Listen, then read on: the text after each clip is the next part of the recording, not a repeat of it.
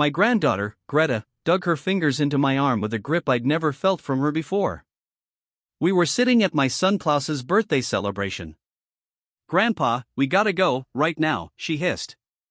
The clatter of plates and all the polite chit-chat just faded into nothing. "What's the rush?" I whispered, totally thrown off. "Please, just trust me. Leave." Her eyes flicked toward the staircase like she was worried about something or someone up there. I did exactly what she said, and walking out that door saved my life. You wouldn't believe what they had waiting for me upstairs. Don't forget to subscribe to the channel and comment where you're watching from. I didn't look back until I was halfway down the sidewalk, the cool night air hitting my face. My jacket was still draped over the chair inside, my food sitting there half-eaten. But Greta's voice, shaky and urgent, was still ringing in my ears, and I've learned to always listen to my gut. It told me she wasn't fooling around. I'd been in enough tense deals and high-stakes meetings to know when someone's eyes show real terror. And hers weren't just a little scared, they were flat-out terrified. A taxi was just sitting at the curb, probably for one of the other guests. I flagged it down, hopped in the back, and just told the driver my address. He shot me a quick look in the mirror, his eyebrow lifting a little like he knew I was running from something. I didn't bother to explain. Some things are better left alone until you've had a chance to think them through. I leaned back in the seat and watched the city lights flash by. My mind was a mess, just a jumble of pictures: Klaus's fake smile when I got there, Isolde's overly smooth greeting, and the way she kept hovering around my glass like a waiter with a personal problem. I just figured they were trying to be nice after the last argument we had. But now, it all felt wrong. The taxi stopped at a red light, and I caught my own reflection in the window, a tired face, but steady eyes. I'm not the type to get paranoid. 50 years in the construction business taught me how to think straight, how to separate what you feel from what's real. But it also taught me how to spot a trap from a mile away. And tonight, this whole night felt like a trap dressed up as a party. The driver dropped me off in front of my place. I paid him cash, and for a second, I just stood there, taking in the quiet of my neighborhood. The porch light clicked on all by itself, shining a warm light on the steps. For a split second, I felt safe. Inside, the house smelled like home, the faint scent of cedar from my desk and a little bit of coffee from the morning. I hung up my jacket, loosened my tie, and went straight to the kitchen. Making coffee is my little ritual after a long day. It gives me some quiet space to think. The sound of the kettle heating up, the rich smell of the beans, it was all normal, comforting stuff. But underneath it all, my mind kept going back to that moment at the dinner table. Greta's hand, her voice, that staircase. I carried my mug into the living room and sank into my old leather chair. The springs creaked like a familiar voice clearing its throat. I took a slow sip, letting the heat calm me down. But the questions just kept coming. Why would Greta, who loves family get-togethers, tell me to bolt so fast? What was the rush? And what was it upstairs she didn't want me to see? I started thinking about Klaus. My son's always been a charming guy, quick with a grin and even quicker with some big new idea. But those ideas always seemed to cost more than they made. Over the years, I'd put money into more than one of his plans. Some of it was hope, some of it was just being a dad, and every single time, I was left with nothing but apologies and a lighter wallet. We hadn't talked much since our last big fight, which was just a few weeks ago. He'd shown up at my place out of the blue, all pumped up about a can't-miss opportunity. A beachfront resort project, he said. Guaranteed returns. I'd heard that one before. Dad, this time it's different, he insisted, pacing around my study like he was practicing a sales pitch. We've got real investors, a perfect spot. This is the big one. I listened, and then I went to the filing cabinet behind my desk. I pulled out a thick folder I'd labeled Klaus's Ventures. I put it on the table and opened it up. Remember the Lakeview condos? I asked, tapping a photo of a half-built building that was abandoned after the developer went broke. $85,000 gone. Klaus shifted in his seat. That was different. He started. And the mining rigs, I went on, pulling out a receipt for $60,000 of some crypto gear that never showed up. You showed me YouTube videos of someone else's warehouse, Klaus. That's not right. His jaw tightened. And the coffee shop, I said, pulling out a news clipping about his old partner, a guy with a history of stealing money. 45 grand, I said. A couple months later, he vanished with the rest of the startup money. By the time I was finished, Klaus's jaw was tight, his hands shoved deep into his pockets. You never trust me, he said, his voice getting louder. Every time I try to build something, you shoot it down with all your negativity. I trust results, I replied calmly. And the results speak for themselves. He left without another word, slamming the front door so hard it rattled the windows. A couple weeks later, I woke up to find my car sitting way too low in the driveway. All 4 tires were flat. Not a slow leak, but clean, deliberate punctures right near the sidewalls.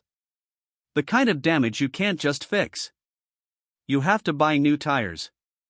I called Klaus, more to see how he'd react than to actually accuse him.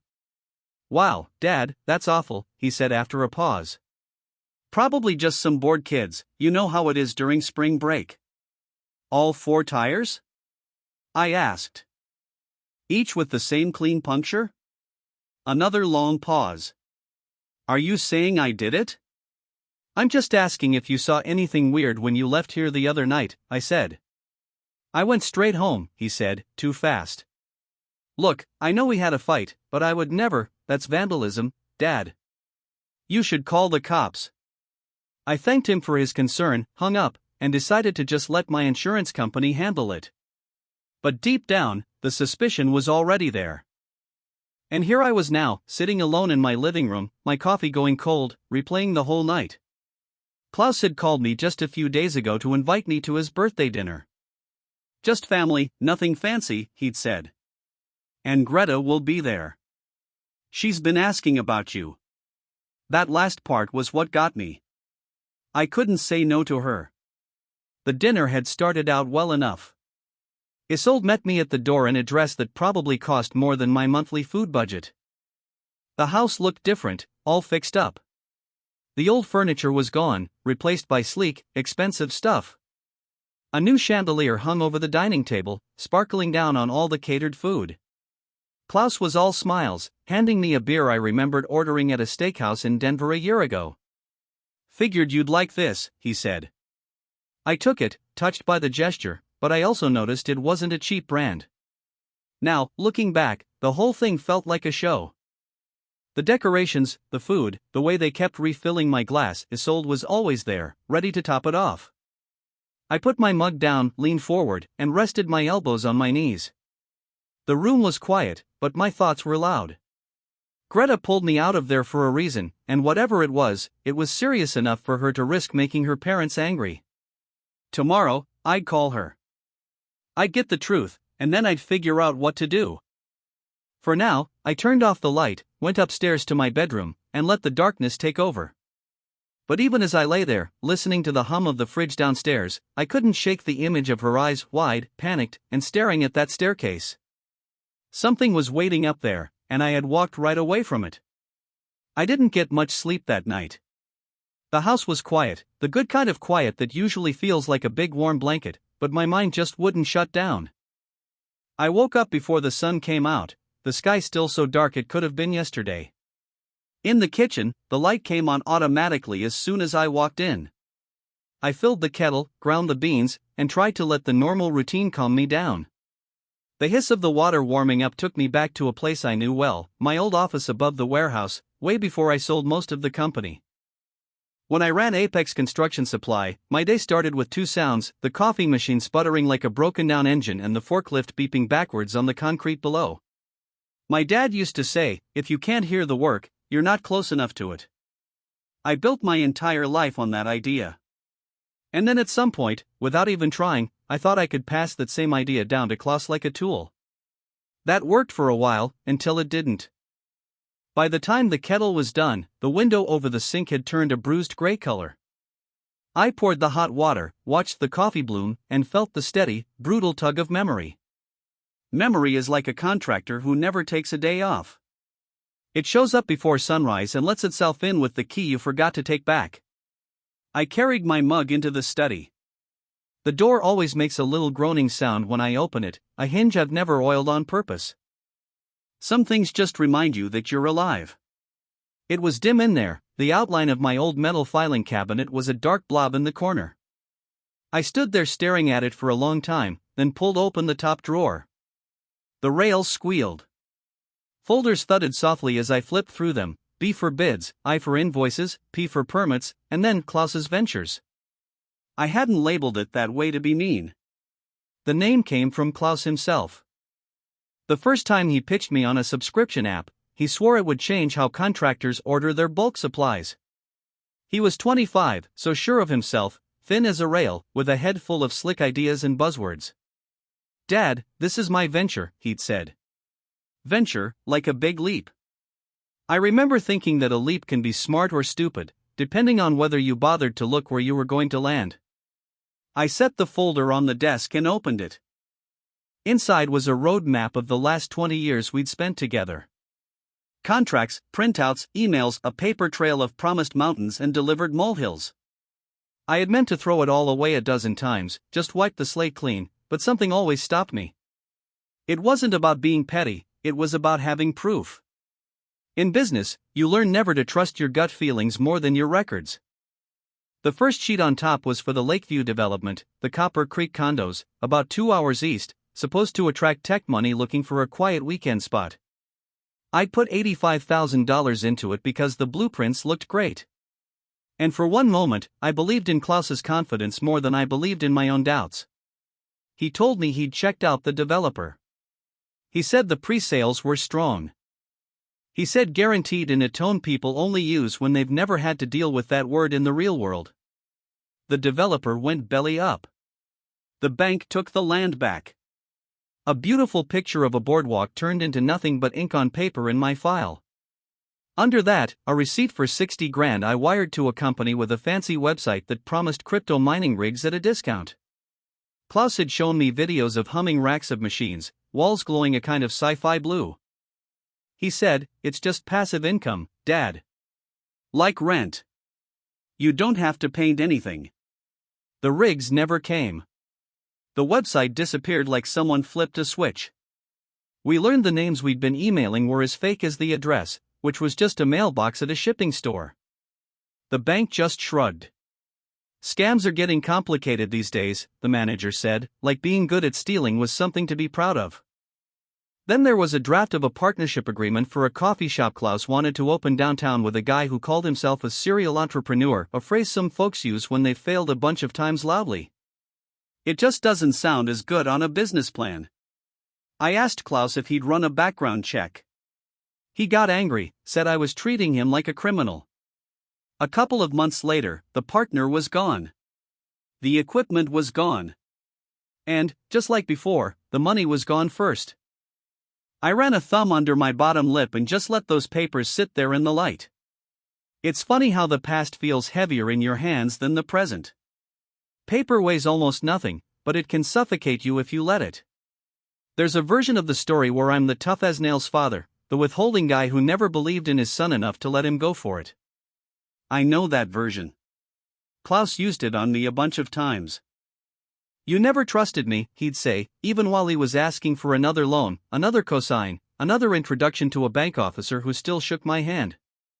But there's another version, mine, where trust was measured by the only thing I had, outcomes. In construction, a beam either holds up or it sags. The foundation either passes inspection or it fails. You can love the guy holding the hammer and still have to tell him he missed the mark.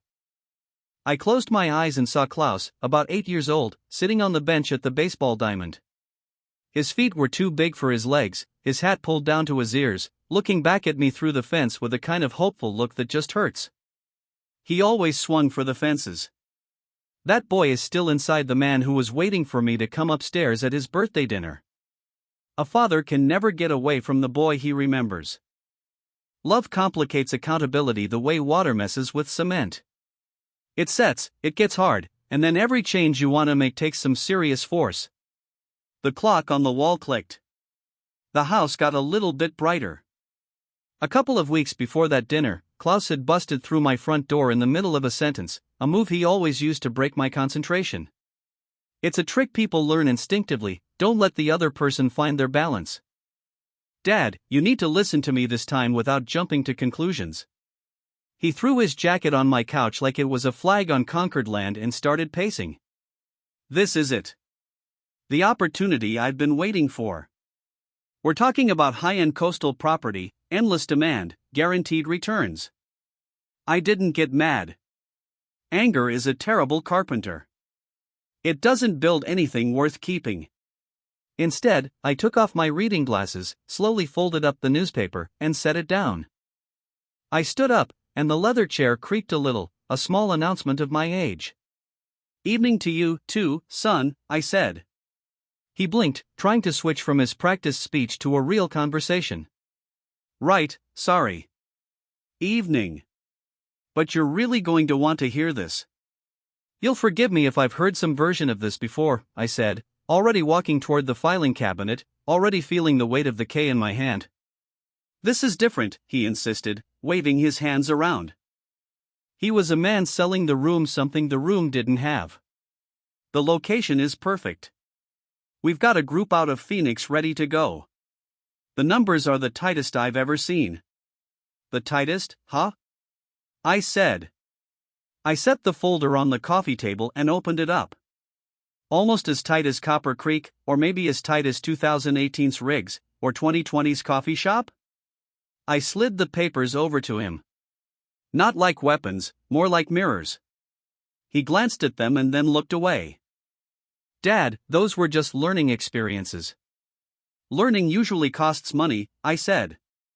"We've paid, Klaus. Shouldn't we have graduated by now?" His jaw muscles flexed. "You never trust me. You don't even ask questions anymore. You just go straight to no." "I trust track records," I said, keeping my voice flat, not mean. "They're the questions we can answer without any emotion." I tapped the contracts. "How much do you need?" He exhaled. 300,000 to start. Bridge money. Once the first round closes, the documents. He held his hands up like he had nothing to hide. "Dad, I wouldn't put this in front of you if I didn't." "Klaus," I said, softening the word, but not the meaning. "Bring me the documents.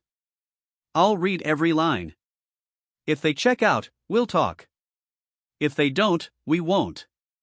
You're impossible." He snatched his jacket, his movements sharp like the edge of a metal stud. "When this deal makes millions without you, don't come begging for a cut." He was gone in 3 steps, the door slamming with a force that made the glass shake in its frame. That shaking is what I felt again at his birthday dinner. Just underneath the smiles, the clean glasses, the brand new chandelier. Back in the study, I took a pen and wrote the date on a sticky note. "Tuesday, Klaus." He said, "It's different." It's a habit I picked up from decades on job sites and in business. Not because I plan to build a legal case, but because life is just easier to carry when it's organized. The morning after that argument, I went outside with my reusable bags to find my Lexus sitting low and wrong. It looked like an animal had folded up on itself. All 4 tires were on the rims. If you've run a job for a long time, you know what damage looks like. These wounds were professional, not just some random act of vandalism or a slow leak over time. For clean punctures, each at an angle a person learns when they want the rubber to be completely ruined. I called my insurance company. I called the tow truck. And then I called Klaus, because a part of me wanted to rule out the most obvious suspect before my suspicion turned into something I couldn't take back. "Hey, Dad." His voice was sleepy. Then he layered on a quick coat of concern. "What's wrong?" "All 4 tires," I said. "Punctured clean. Ever heard of something like that?" "That's awful," he clicked his tongue. "Kids around here have been bored lately. Spring break, you know how it is." "All 4, I repeated, slower this time. "Same spot, same depth, same angle." The silence stretched out for a half second too long. And then, "Are you accusing me of something?" I just asked if you saw anything unusual when you left, I said. I drove straight home, he said, his voice forced and too bright. Call the police. That's what they're for. I ended the call with a thanks for your concern. And then I stood in my driveway and felt 72 years old in my bones. Anger wanted me to take over, but I didn't let it. I had the tow truck take the car to Becker's auto shop and I took out the folder again, telling myself what I always have, facts first. That day cost me $950, and a little more of the story I wanted to believe about my son. A few days later, Klaus invited me to his birthday dinner. Nothing fancy, Dad, he said. Just family. Greta asked for you. It would mean a lot to me. And because her name was in the sentence, I agreed to go.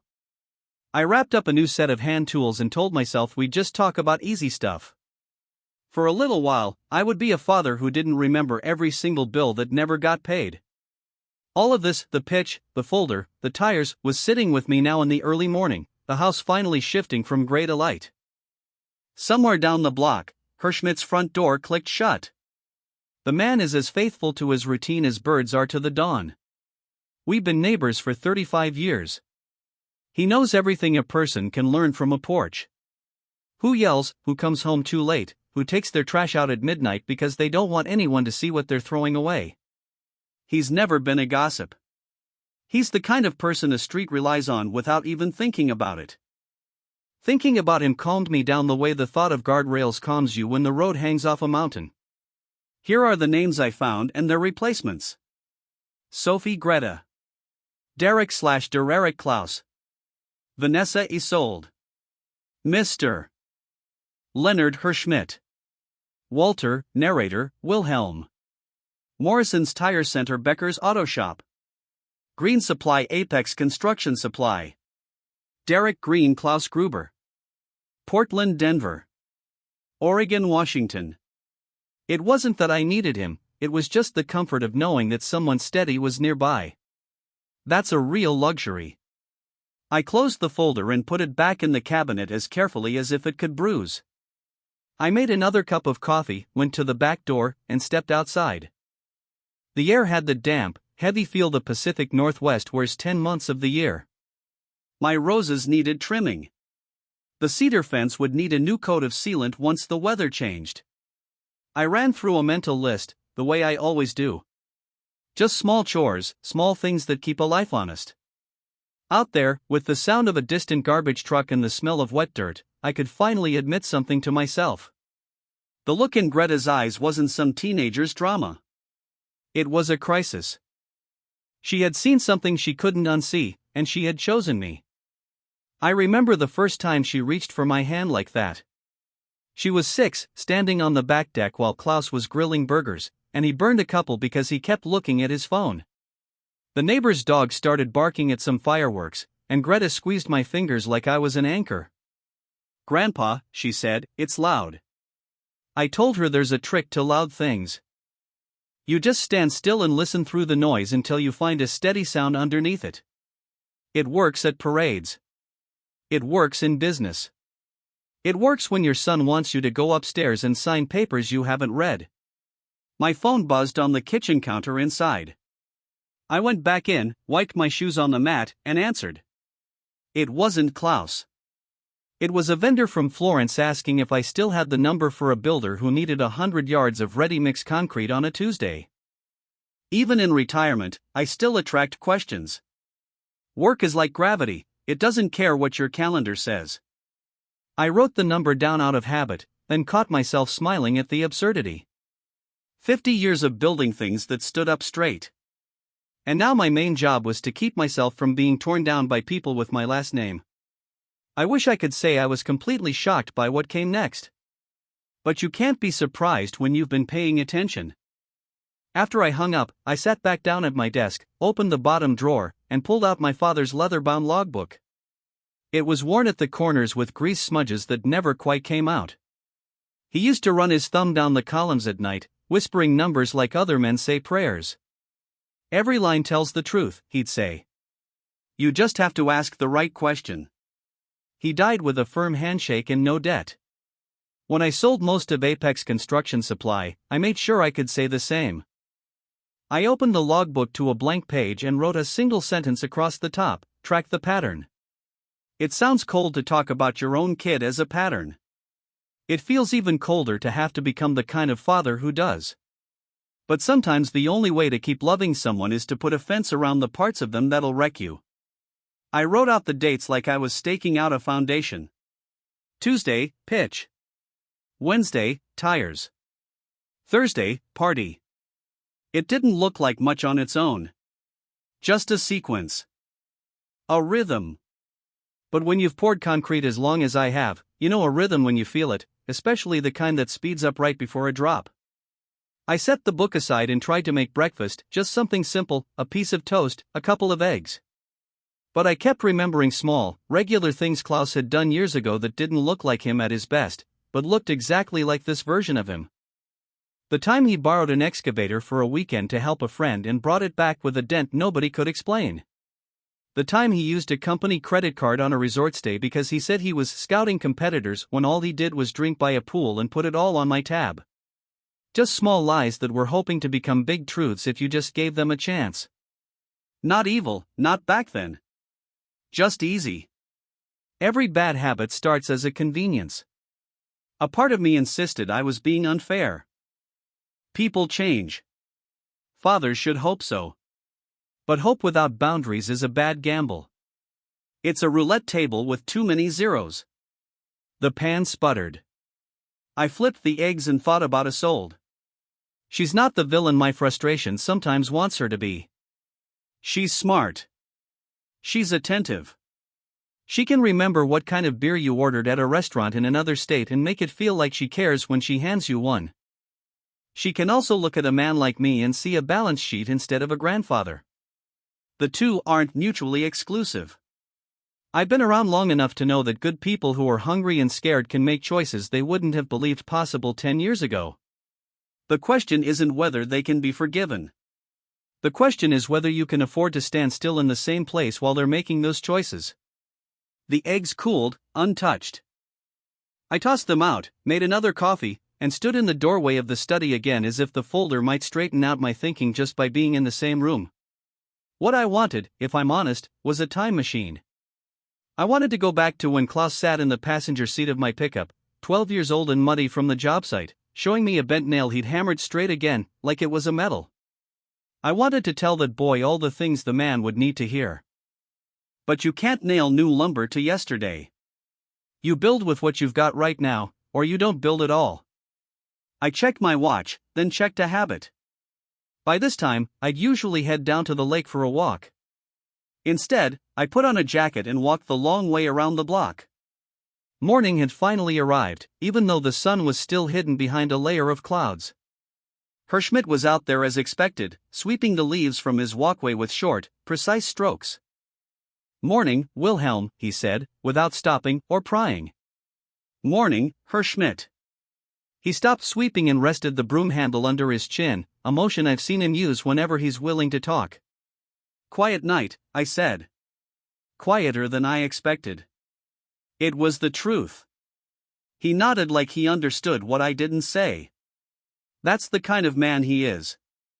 You can tell him something without actually telling him, and he'll keep it like a priest keeps a confession. His porch faces my driveway. That's going to matter later. Back home, I sat on the edge of my bed and laced up my shoes like a man who needs to know his feet are still his own. I've learned in 72 years that fear has a volume knob. You can turn it down if you keep your hands busy. So I went to the garage and sharpened the pruners, testing the spring with a few careful squeezes, and took them out to the roses. I cut the deadwood back to the bud, the way my father taught me. A clean angle, no tearing.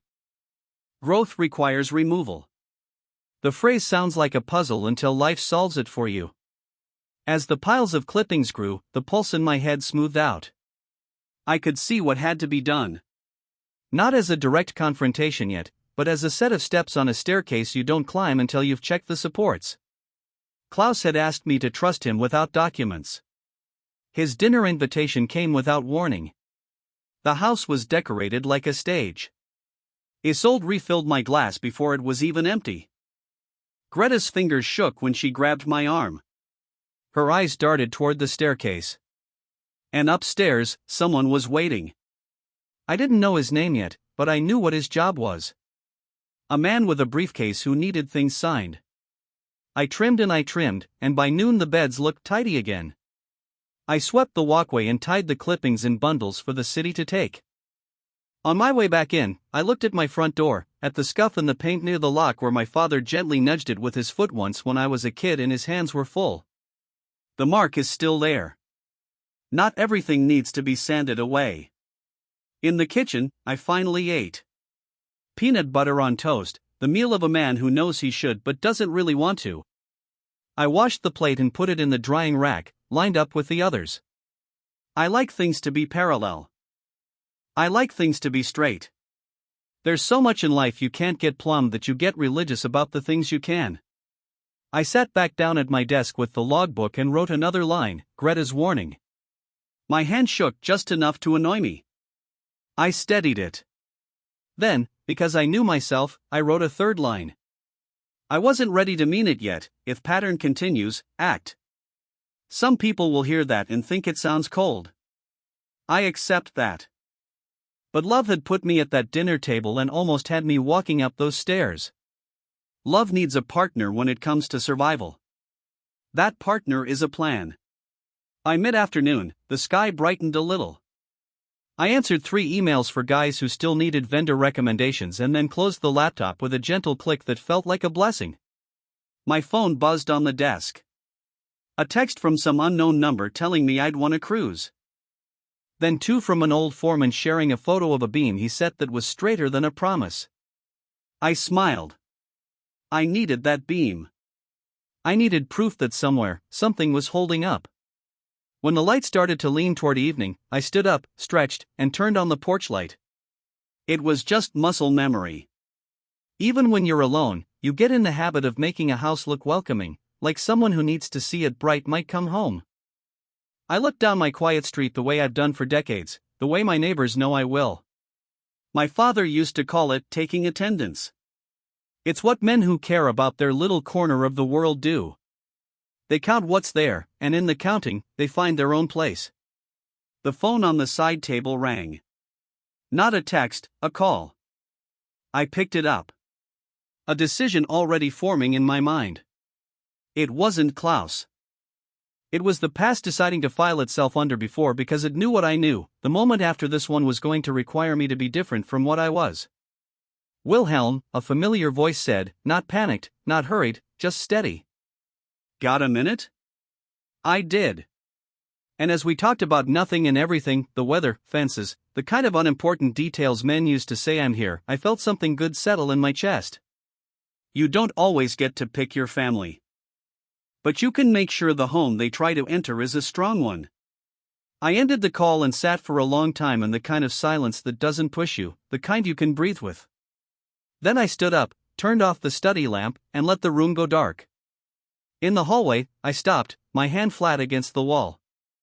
I imagined footsteps above me, men in suits shifting their weight from one leg to the other, pens uncapped, pages stacked.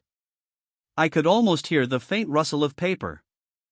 Not tonight, I said out loud, to no one, to everyone. I slept better that night.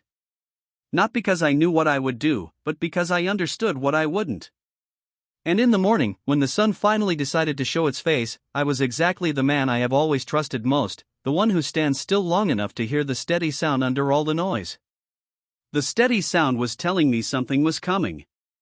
And the next day, it showed up.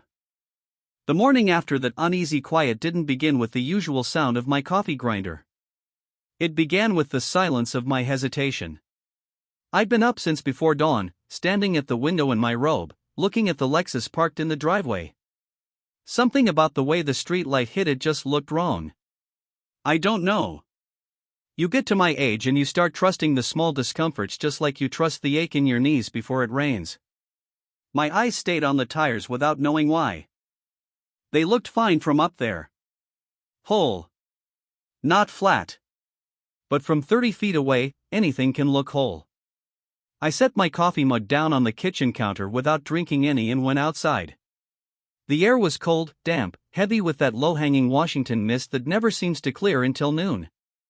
My slippers whispered against the driveway gravel. From the front, the Lexus sat low, lower than it had last night when I brought the groceries in. I bent down to check the driver's side front tire.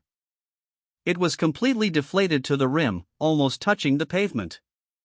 I went to the back. Same thing. My chest got tight. By the time I walked around to the passenger side, I already knew. All 4 tires were flat as my appetite. This wasn't the slow leak of an old tire or a lack of care. The rubber was cut near the sidewall. A clean slice about an inch long, in the exact same spot on each tire. You don't get that from a nail on the road.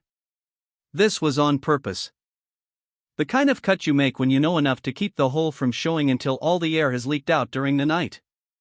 I squatted down, running my fingers along the slit in the front passenger tire. The edge was too perfect for chance, and just barely stuck in the cut was the tip of a short roofing screw. I have screws like that in a jar on my workshop shelf. The back of my neck went cold. I slowly stood up, scanning the street. It was empty except for the row of wet maple trees along the curb and the faint wisps of steam coming from a neighbor's chimney. The mist made everything muffled. No kids on bikes, no dog walkers. The only movement was the ripple of Herschmidt's curtain across the street. He always checks the morning before going out on his porch. I didn't wave. Not yet. Instead, I took my phone out of my pocket and snapped a picture of each tire. Then I dialed the insurance company, putting on the neutral tone I'd learned from a lifetime of business calls. The tone that says, "This is a fact, not an emotion." After I'd arranged for a tow, I hung up and just stood there for a moment. The mist on my face could have been drizzle or sweat. I knew who I wanted to call next.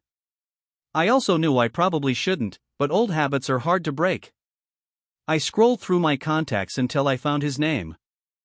Wilhelm. Klaus Gruber answered on the second ring, his voice thick with sleep. "It's barely 7, he added, as if that was his defense for whatever I might say. "Someone slashed my tires last night," I said flatly. "All 4 of them." A pause. Then the tone shifted, his concern switching on like a light. "That's terrible. Probably just some neighborhood kids being idiots. Spring break, you know." "All 4, Klaus," I repeated. "Same spot, same angle. A pretty professional job for kids." Another pause. Longer this time. "Wilhelm, are you accusing me of something?" "I'm just asking if you saw anything unusual when you left the other night," I said. "I went straight home," he said. His voice was bright and fake now. "Look, I know we had words, but I would never do that. This is vandalism, Dad. You should call the police." "Insurance will handle it," I said. "I just wanted to know if you'd seen anything." "Wish I could help," he replied quickly. "Sorry you're dealing with this." We hung up and I stood there with the phone still in my hand, staring at the blank screen. Klaus's voice had been smooth, but the pauses were jagged. I'd heard that same rhythm before, the stutter between a surprise and a made-up story. The tow truck came 40 minutes later. A big guy in a Becker's auto shop jacket stepped out of the cab, looked at the Lexus, and let out a low whistle. "All 4?" he asked. I nodded. "Not kids," he said right away, kneeling down to look at the cuts. "These were done clean at a sidewall angle. Can't patch that. You'll need new ones." He looked up at me. "Must have happened overnight." "It did," I said. He made a non-committal sound, the kind people make when they're deciding whether to speak their mind. Then he went back to work, sliding the lift under the car with the easy precision of someone who had done it 1,000 times. I watched the Lexus rise, the tires hanging loose and useless. When the truck pulled away, the driveway felt strangely empty, like the space a missing tooth leaves in your mouth. I stood there for a while longer, breathing in the metallic smell of the morning.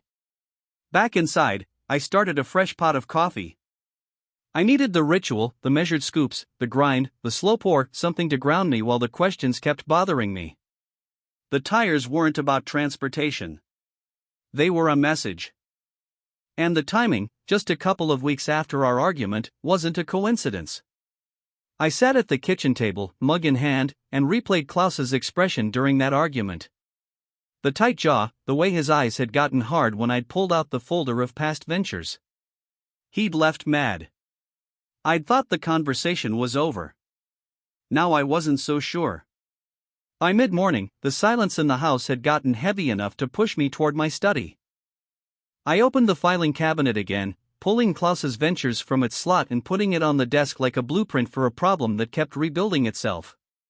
The folder was more than just a record. It was a reminder of patterns, and I knew that patterns are rarely broken without a lot of effort. I turned a page and found myself staring at the Silver Cove prospectus again. Perfect drawings, promises in bold letters. Then the mining rig invoice, the cafe contract. Each one was a step on the same staircase, one I'd been walking up and down for years, thinking maybe this time the landing would be different. I closed the folder. It wasn't the time to look back at old mistakes. Not yet. I needed to focus on the present, to see this for what it was, the first move in something Klaus hadn't finished playing out. The phone rang just after 10. I almost didn't answer, but the caller ID said Klaus Gruber. Wilhelm, he began, his tone brighter than the day required. I was thinking, why don't you come over for my birthday dinner tomorrow? Just family, nothing fancy. That's tomorrow? I asked, even though I already knew. Yeah, Greta's been asking about you. She'd love to see you. Her name caught me off guard. Greta had always been the bridge between us, the one person who could make me soften when I didn't want to. I don't want to intrude, I said. Come on, Dad.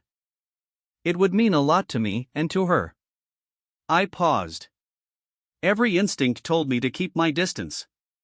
But there was something in his voice that was less pushy than usual, almost like he wanted to make things right.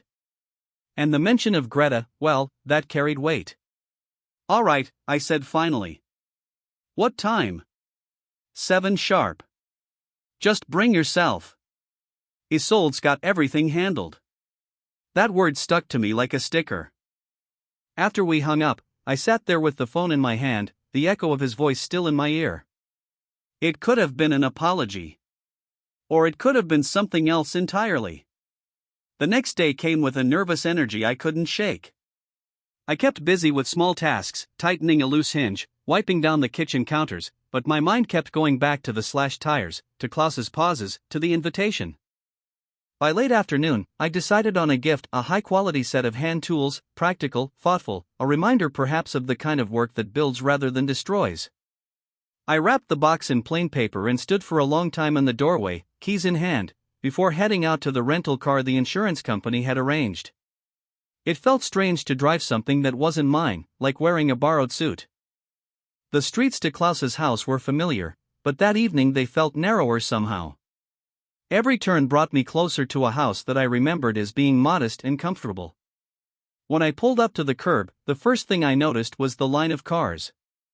Sleek, expensive models that didn't belong to my side of the family. Isolde answered the door, her smile wide, her dress the kind of fabric you can't buy without it costing you a small fortune. Wilhelm, she said warmly, kissing my cheek. So glad you could make it. Inside, the living room glowed under a new chandelier I'd never seen before. The furniture was different, too. Modern, expensive.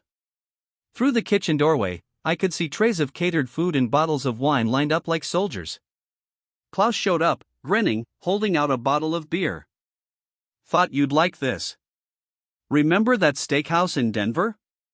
I took it, nodding. Thanks. On the surface, it was a party, but underneath, I could feel a current. Subtle, but there. Isolde's eyes flicked toward my glass more often than conversation required. Klaus moved through the room with a kind of restlessness, checking his watch, exchanging looks with her. I told myself I was making it up, that this was just a family dinner. But somewhere in the back of my mind, the memory of 4 slashed tires sat like an anchor, holding me in place. It wasn't until later, much later, that I understood the dinner wasn't the point. It was the setup. And the slashed tires? That was just the first nail driven into the frame of a plan I hadn't even seen the blueprints for. The day of Klaus's birthday felt like a room that had been aired out but never warmed fresh, yet somehow unwelcoming. I woke up before the alarm and lay there listening to the hum of the refrigerator downstairs. The steady click of the bedroom clock speaking in seconds. I've always trusted clocks. You can set them. You can see what they're made of. People aren't like that. I made coffee and stood by the window as the early Washington mist lifted off the street like someone pulling a sheet off a wound. Across the way, Herr Schmidt stepped onto his porch with the same careful rhythm I'd seen for 35 years. He checked the sky, then the sidewalk, then the maple leaves for last night's rain. He raised a hand. I did the same. Two men still standing right where they're supposed to be.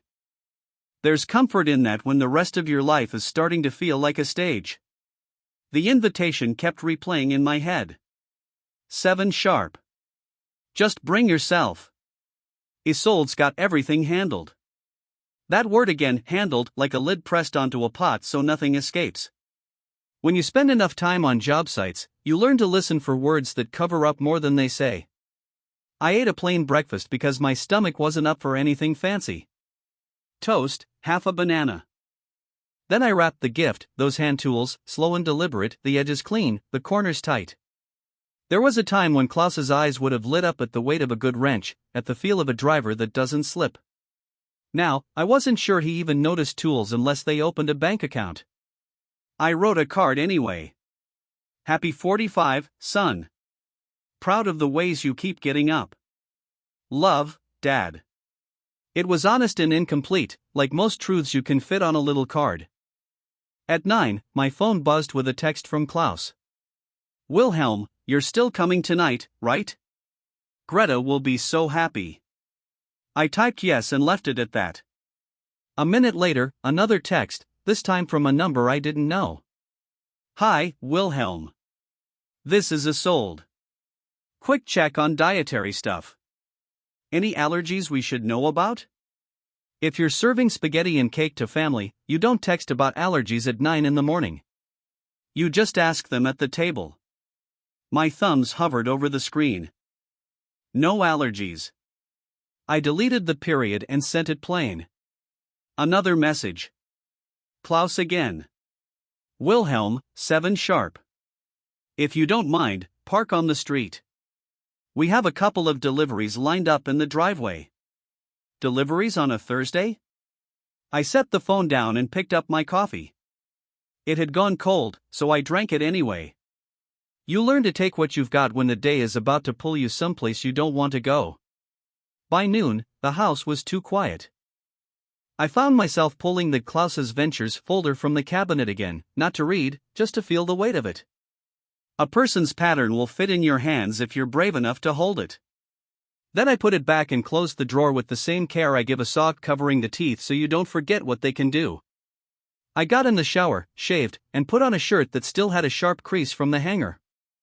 The mirror gave me back what it always does, some age, sure, but also something I recognize from old photos of my father, a solidness that doesn't argue with time. I combed my hair and had a little chuckle at the old saying that if you can get your part right, the rest of your day will follow. At 5 in the afternoon, the rental car was idling in the driveway while I locked up the house. I took one last look down the street. Herr Schmidt's porch was empty now, his broom leaning against the railing. In the quiet, I could almost hear my father's voice. Not just a memory, but a feeling you get in your bones. Measure twice, cut once. It's good advice for wood. It's even better advice for life decisions. Traffic slid by in a gray stream. The drive to Klaus's place was a series of familiar landmarks, a closed-down diner that still smelled like bacon on hot mornings, a lumberyard with a sign that needed a fresh coat of paint. I took each curve slowly, because I wanted to get there in one piece. After all, there's a kind of bravery in taking it easy when everything inside you is clanging to speed up. I parked 2 houses down from Klaus's because deliveries get the driveway, and that was just fine. They had told me what they wanted me to do, and I was happy to do the little things they asked, and none of the big ones I hadn't seen yet. The street had more cars than usual, all shiny and new, the kind you pay someone else to take care of. Laughter drifted from the backyard. It was polite, practiced, reminding me of the sounds that come with expensive glassware. Isolde opened the door with a flourish that looked like it was for a camera. "Wilhelm," she said, "the way people say your name when they want to make sure it's on the record. You look wonderful." "You look like you're ready for a magazine," I said, and it was true.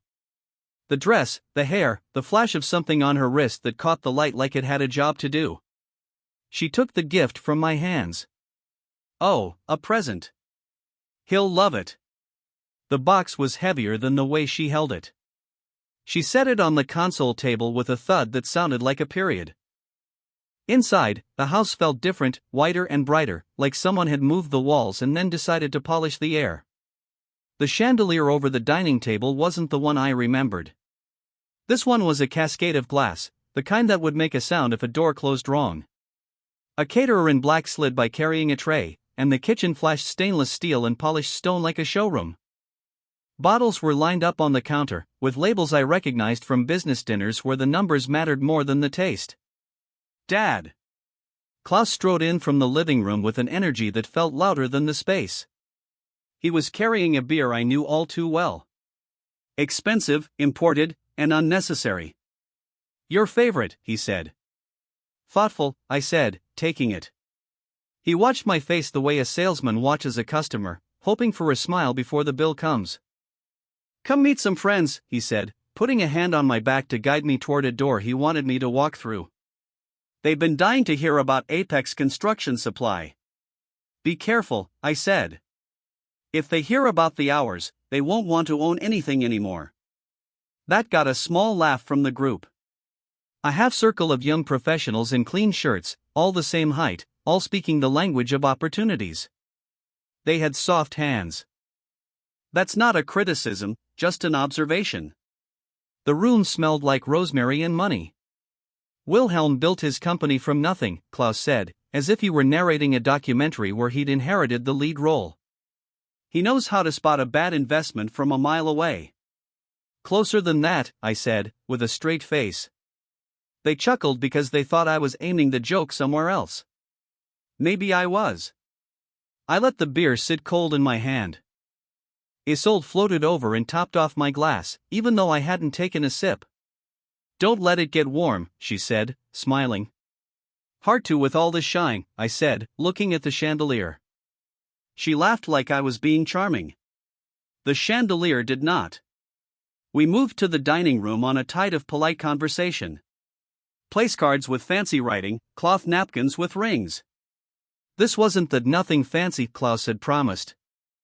It was a production, and if life has taught me anything, it's that shows need stages, and stages need scripts.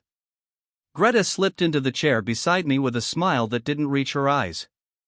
"Hi, Grandpa," she said, quiet enough that it was just for me. "Hey, sweetheart." I tried to meet her gaze, but it slid past me toward the staircase, up past the landing where the light was on, even though no one was there.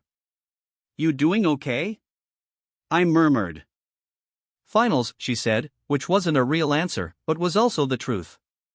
Klaus raised a glass, and the room snapped to attention like it had been rehearsed. "To family," he said. "To 45. To the future." Voices echoed the words back to him dutifully, and we all drank because that's what you do when someone says to anything in a tone that expects you to follow.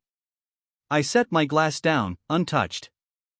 From the kitchen, a burst of movement. Two caterers carried in a roast on a heavy board, the juices gleaming under lights that weren't made for family dinners. Isolde hovered like a conductor. Klaus kept one hand on his watch as if time might run away without his permission. "Dad," he said between courses, "how's retirement treating you?"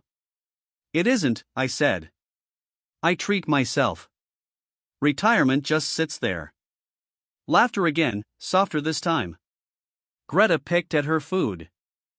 Her knee was shaking under the table, fast and nervous, like she was trying to sound out a warning in Morse code. I put a hand on her knee and it stopped. She looked at me strangely, as if I had just told her I could hear something she couldn't say. "Grandpa," she whispered without moving her lips. Remember that trick you taught me about noise? Find the steady sound under it, I whispered back. Yeah, she said. Do that. It should have been a sweet moment. It felt like a life raft. The courses kept coming. Salads that looked like they were assembled with a compass. Steaks that were bleeding on cue. Wine that Isolde brought before anyone asked. Each refill just a little too fast to be simple hospitality. Tell me about the early days, one of Klaus's friends said. Before you scaled. I shrugged. You pick up the phone, you show up, you don't lie, and then you do it again for 50 years. Isolde laughed. He makes it sound simple. It is simple, I said. It's just not easy. They nodded like I had said something profound. Klaus caught my eye and smiled that privately triumphant way a son smiles when he thinks the room sees his father the way he wants him to be seen. I smiled back the way a father smiles when he knows a story is being told and the ending isn't written yet. The living room got softer around the edges as the night went on. Lamps were switched on as if the house had a dimmer switch for moods. I noticed little things, because little things are what save you. A new leather chair across from the fireplace. A rug whose weave you wouldn't buy unless you'd stopped reading invoices. A faint mark on the baseboard near the stairs where something heavy had scraped it recently. Dad, Klaus said lightly. Wait till you see what we did with the master. Isolde picked out the fixtures. You won't believe the water pressure. Waterfalls, I said. I can believe it. He grinned as if I'd given him permission instead of resistance. Come on, he said. Just a quick look. My fork hung in the air and then landed on the plate. The table kept talking without needing me. I glanced at Greta. Her face went completely still in a way I'd learned from a lifetime of reading weather. Another time, I said, keeping my voice even. You'll love it, Isolde chimed in, her hand warm on my shoulder without any weight. It's right at the top of the stairs. It won't take a minute. Not now, I said. Dinner's hot. Dessert isn't ready, she said. Perfect timing. Greta's hand found my sleeve under the table. A small anchor no one could see. I didn't look at her, but I didn't pull away. The steady sound under the noise. As if on cue, a door somewhere upstairs clicked shut. Soft, but you knew what it was. The way a lawyer's briefcase latches when you don't want the sound to carry. I felt it in my teeth. I'll pass, I said a little louder. I've seen enough fixtures to last a man. Klaus's mouth tightened and then reopened into a practiced smile. Another time then. Isolde's smile didn't move. Only her eyes did, to Klaus and then back to me, like a check being written and then cashed. The table just shrugged and went back to talking. I ate a little of everything to keep people from telling me to eat more. The wine showed up at my right hand again. No thank you, I told the bottle. Just a splash, Isolde said. No, I said, and this time I let the word be a solid plank between us. She pulled the bottle back as if its label had read it, too. Across the room, two men in sport coats were having a conversation I wasn't meant to hear. They weren't guests. They had the look of people who show up for a specific reason and then disappear. They stood near the bottom of the stairs like they'd agreed to be furniture until they got their cue. One glanced at the other's watch, the other nodded. Then they focused on the punchline of a story Klaus's friend was telling that didn't deserve their attention. Dad? Klaus said. You okay? You look tired. I am tired, I said. Long day. He leaned in, dropping his voice a little to sound concerned. We can wrap up early for you. Just when you're ready, I want you to see upstairs. It'll be quick. Things worth doing rarely are. He pulled back and reset. It's a move he learned when he was young because he needed to. Try charm, switch to pressure, then invent concern. I've loved him through all three. Tonight, I didn't feel like picking one. The room got louder and softer around me. The conversation was like waves that couldn't decide if they were coming or going. When the cake finally appeared, the candles flared like a row of little suns. People sang, Klaus blew them out, and everyone clapped like it was a show and we'd all agreed ahead of time to be pleased. Make a wish, Isolde said. He closed his eyes and didn't open them for a beat too long. When he did, he looked at me, not past me, at me. I held his gaze and didn't give him anything to use. We ate cake. It was better than it needed to be. I told Greta so. She smiled for the first time that night in a way that reached her cheeks. Grandpa, she said. Can I show you something in the kitchen? Of course. We stood, and as we moved through the doorway, Isolde slid between us on quiet feet. I'll grab him when you're done, she said to Greta. We're just about to. She stopped like she had said the quiet part out loud. Serve coffee, she finished. We're about to serve coffee. In the kitchen, it smelled like heat and lemons. Greta opened a cabinet and then closed it, as if that were the point. She kept her voice low. How much have you had to drink? None, I said. Yet. Then I softened it. Why? Her eyes flicked to the doorway and then up the line of the staircase, the way a person checks the wind. Please, just be careful. Okay? I am more careful than that. I nodded. Are you okay? She bit her lip. Finals, she said again, and the word shook like a small tree in a big storm. We went back to the dining room together. Isolde watched us return, her face open, interested, but empty, the way a shield is empty, leaving nothing for a blade to catch on. Klaus was still in his chair, but he leaned forward like a sprinter before the gun. Coffee? Isolde asked brightly. Decaf? Regular? We have a beautiful single origin. Water, I said. She blinked. Sparkling? Tap? She went to the sink and drew it like a bartender who had never used a faucet. I drank half the glass, and it settled the part of me that had started to float. When I set it down, a sound reached me, even through the layers of talk, through the clinking of cups, through the clearing of plates. A step. Not above the dining room, but farther back, where the hall went past the guest room to the master. Another step. The weight of a man who stands for a living and sits to sign. I forced myself to look at Klaus with nothing on my face. He smiled back with just enough teeth to seem harmless. Dad, he said softly. 10 minutes. That's all I ask. You don't always get what you ask for, I said just as softly. A moment later, a ringtone chirped upstairs. It was a clear, professional sound, and it cut off quickly, as if someone realized sound carries. Then the soft scrape of a chair leg across carpet, the kind of muffled drag you only hear when a room has been set up to be quiet. And then, because the world sometimes gives you exactly what you need, someone at the front door rang the bell. It shouldn't have been a relief, but it was. The house held its breath. A caterer glanced at Isolde. She glanced at Klaus. He stood up, half annoyed, half grateful for the interruption he could use to change the plan. I'll get it, he said, and strode out. In the space he left, Greta leaned in. Grandpa, she whispered. If I tell you to leave, please don't argue. Okay, I said, and meant it, and hated that I meant it, because you're not supposed to prepare to run from your own son's house. At the door, I heard a man's voice, smooth and too loud for a front porch. Good evening. We're early. We? Not one voice, but two. A second voice, lower, followed by the gentle clap of a briefcase being set down on wood. I didn't turn my head. Old men know how to look without looking. The chandelier caught the corner of my eye like a sigh. Of course, Klaus said, forcing brightness across his words like a coat of paint. Come on in. They didn't come into the dining room.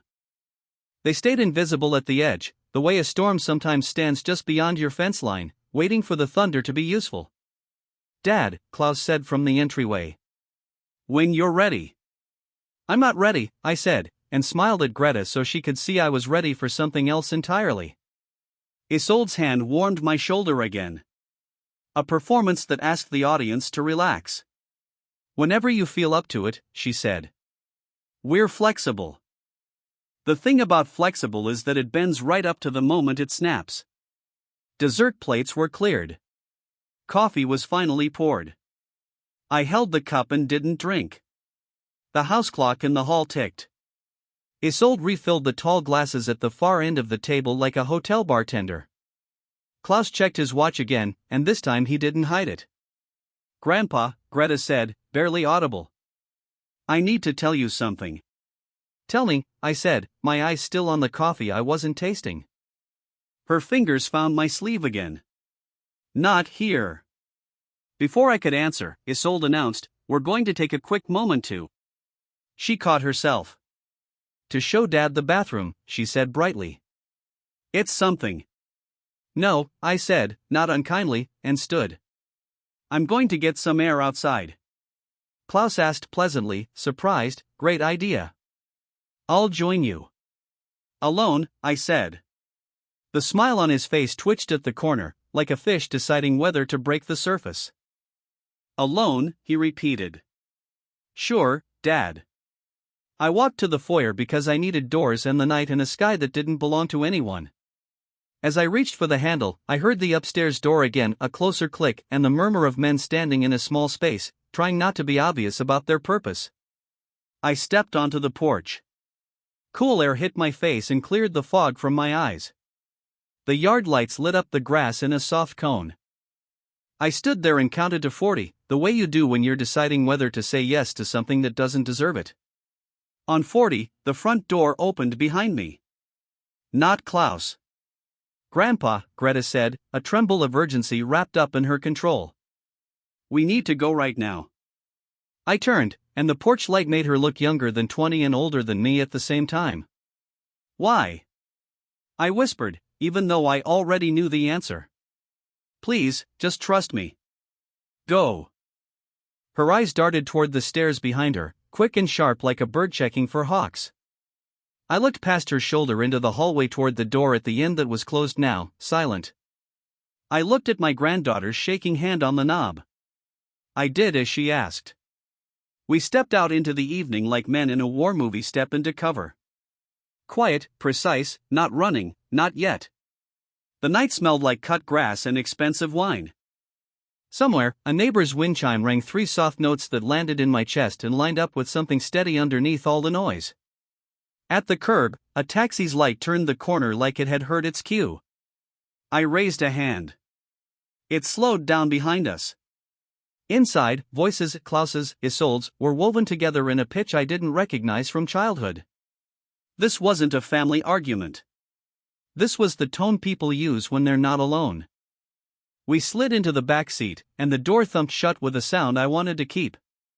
Where to? The driver asked. Maple Street, I said. Take the long way. As we pulled away, I didn't look back. I didn't need to. I knew what was upstairs now, not by name, not by company, but by their purpose. And downstairs, I knew what it would have meant if I'd stayed, coffee at a table while men practiced patience above my head. The tires rolled us into the dark. Greta's fingers dug into my arm with a force I'd never felt from her before. She didn't speak. She didn't have to. The steady sound under the noise was loud enough to hear even over the engine. And walking out that front door right then, on her word, didn't just save me from embarrassment. It saved me from the kind of signature you don't get to take back. The taxi's heater was on too high, and the air felt dry in my throat. Greta sat close enough that her shoulder brushed mine every time we hit a bump, but she didn't say a word. The streetlights slid past us at regular intervals, washing her face in alternating bands of light and shadow. It hit me that I was looking at someone who had just made a decision way too big for her age. The kind of decision you only make when you've seen something you can't unsee. I broke the silence first. Okay, I said softly. We're out. Now, tell me why. She kept her eyes on the back of the driver's head like she was afraid the truth might spill into the front seat. It's not safe there, Grandpa. Not for you. That's a pretty big claim, I said. Unsafe how? A loose floorboard, bad wiring, or the kind of unsafe that walks on 2 feet? Her jaw tightened, and she looked at me almost with an apology. I heard them talking upstairs before you got there. They didn't know I was home. It was Dad and two men I've never seen before. They were in your room going through papers. One of them asked if you'd sign once he was softened up. She swallowed. They laughed when they said that. The words landed heavy, but they didn't feel new to me. I'd suspected something ever since Klaus started inviting me over more often. Always with a little too much enthusiasm, always trying to steer the night toward just a quick look at something upstairs. What else? I asked. Greta shifted in her seat. They had a folder. I think it was your will or some kind of deed. They kept saying you wouldn't need the second property anymore and that tonight would be the perfect moment. The driver's turn signal clicked like a beat for my thoughts. Did you see their faces? One was tall, bald, a suit that didn't fit right. The other had a scar on his ear. Both looked like they knew how to stand in a doorway and make it hard for someone to walk past. Security types, I mumbled. She nodded. Not the kind you hire for a birthday party. I leaned back, letting the taxi's hum fill the space between us. My mind was already drawing the blueprint. Second property. They meant the cabin, the one Erica and I had bought before she got sick. We'd kept it in both our names even after she passed away because I couldn't bring myself to file the change. Legally, it was all mine now. But I knew how quickly legal can turn into leverage if you sign the right or the wrong papers. Greta finally met my eyes. I didn't know what they were going to do, but when Dad asked you to go upstairs, I knew it was part of it. I just couldn't let you. I reached over and patted her hand. Not because it would fix anything, but because she needed to feel that I wasn't mad at her. You did the right thing, I said. More right than you know. We pulled onto Maple Street. Here's good, I told the driver before we reached my house. I didn't want him to see exactly where I lived. He gave me a curious look in the mirror but didn't ask questions. Once the taxi pulled away, Greta and I stood in the dim light of a street lamp. My house was 3 doors down, dark except for the kitchen light I'd left on. You want to come in? I asked her. She hesitated. I can't. If I'm gone too long, they'll notice. That told me more than anything else. She wasn't just worried about me, she was fighting her own quiet war in that house. I lowered my voice. Then you go back, but keep your head down. And Greta, don't try to handle this alone. She nodded, but I could see in her eyes she'd already been handling more than I wanted to know. As she turned to walk away, I called after her. One more thing. She stopped. Tonight doesn't just disappear, I said. We'll talk again soon, and when we do, we'll decide the next move together. A small smile crossed her face. Okay. I watched her disappear into the night before I unlocked my door. Inside, the house felt different. It wasn't that anything had changed. Same old rug, same smell of pine cleaner. But I was carrying new information, and that changes the way you see a place. My boots sounded too loud on the hardwood, and the silence seemed to lean in, listening. I poured myself a glass of water and sat at the kitchen table. The folder on Klaus, the one I'd put away earlier that day, seemed heavier now. I pulled it toward me and opened it, flipping past old printouts, LLC filings, property tax records, and business partner rosters. Half of it was from memory, but memory doesn't hold up in court. Paper does. There was a photocopy of the cabin deed, dated 2008. I ran my finger over Erica's signature, steady.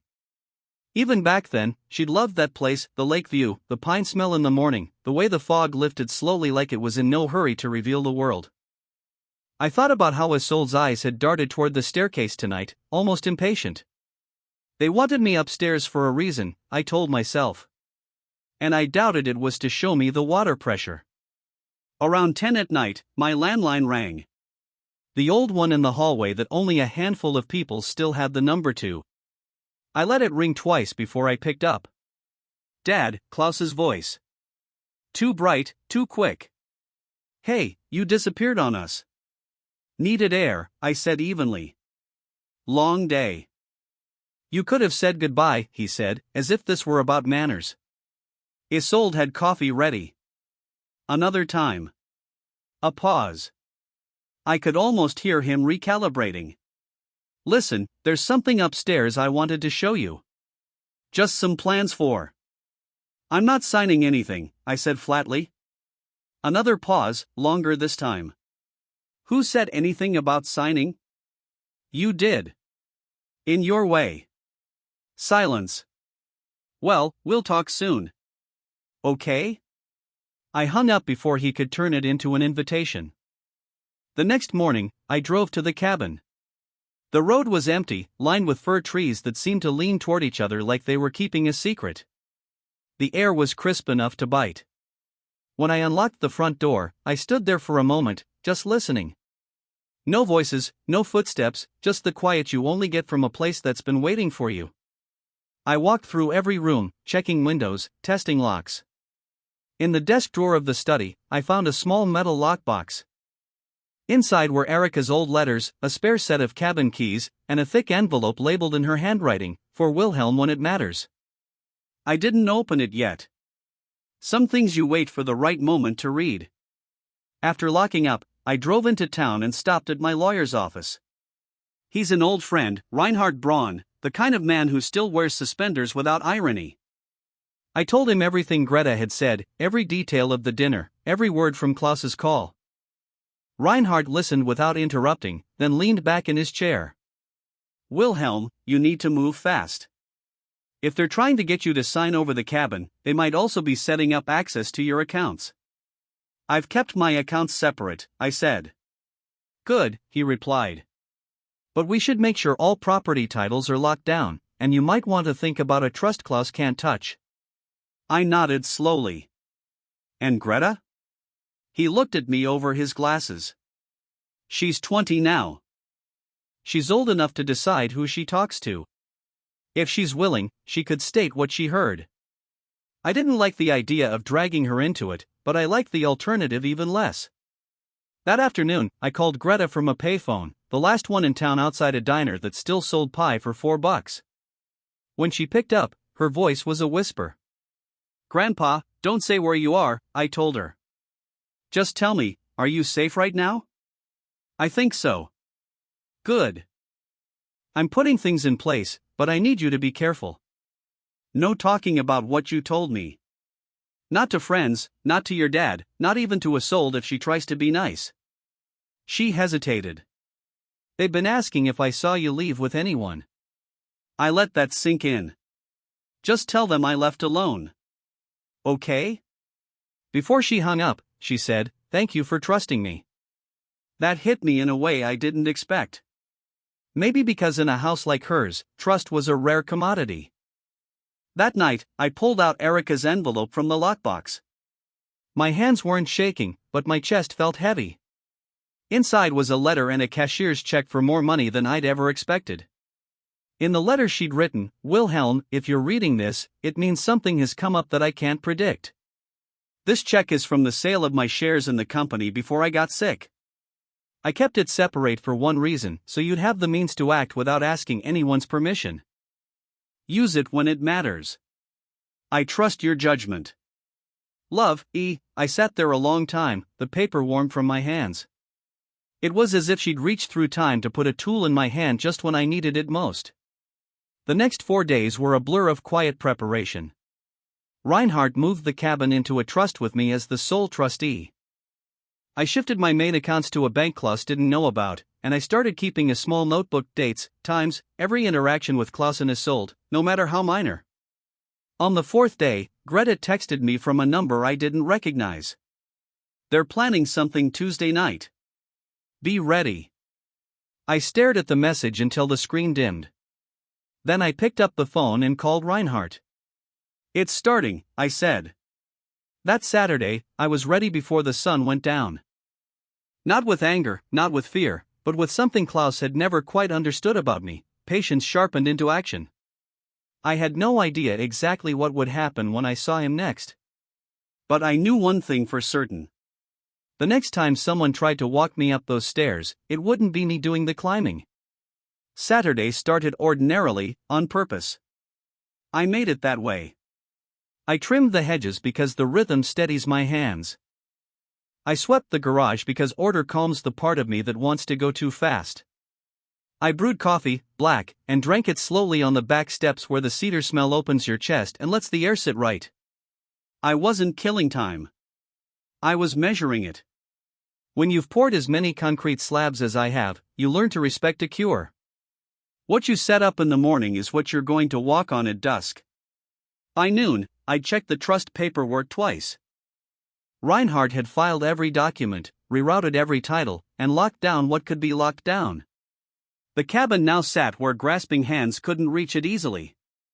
My main accounts had been moved to a bank Klaus didn't know, and I'd set an alert for any attempt to change beneficiaries. If they planned to get me upstairs to sign something, they'd find a floor plan that didn't match the house they thought they were in. At 3 in the afternoon, my phone buzzed with a text from Greta, the number she'd used before.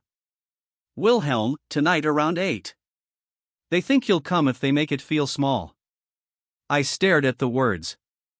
I could see her choosing them carefully, not saying more than she had to because every extra letter felt like a risk.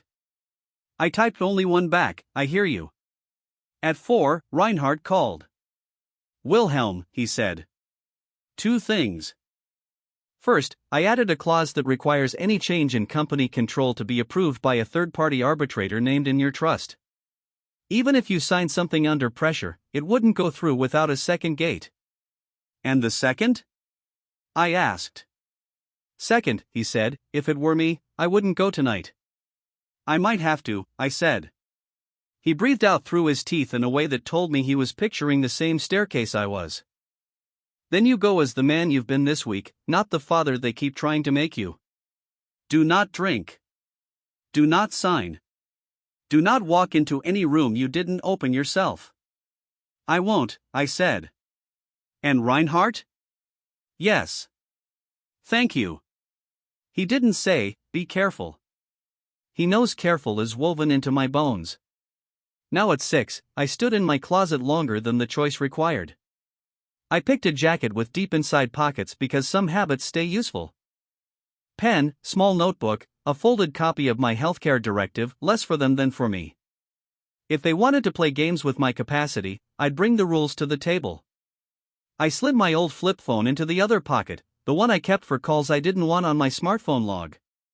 It still held a charge like it had something to prove. Before I left, I walked from room to room and turned off every light.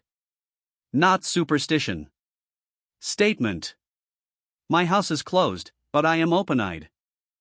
I parked on the street 2 doors down again, the way they'd asked last time. The sun hadn't set yet. It hung sideways over the neighborhood, turning the maple leaves the color of old pennies. There were fewer cars than on Klaus's birthday, quieter, contained. It fit Greta's text. Small, controlled, purposeful. When I rang the bell, Isolde opened with the same brightness she keeps for guests and clients, but the wattage had been dialed down a notch. This wasn't a celebration. It was a meeting in party clothes. Wilhelm, she said, her warmth poured to a lower level. Thank you for stopping by. We kept things low-key tonight, just coffee and dessert. I remember the coffee, I said. A flicker, too quick to be a flinch. Let me take your jacket, she said. I'll keep it, I said, and tapped the breast pocket. Notes. Of course. She stepped aside. The house had the same shine, the same chandelier, but the air felt tighter. Music played low, too tasteful to have a chorus. A candle on the console table smelled like citrus trying to be richer than it is. In the living room, Klaus stood with both hands in his pockets and a smile already on his face. Dad, he said. Glad you made it.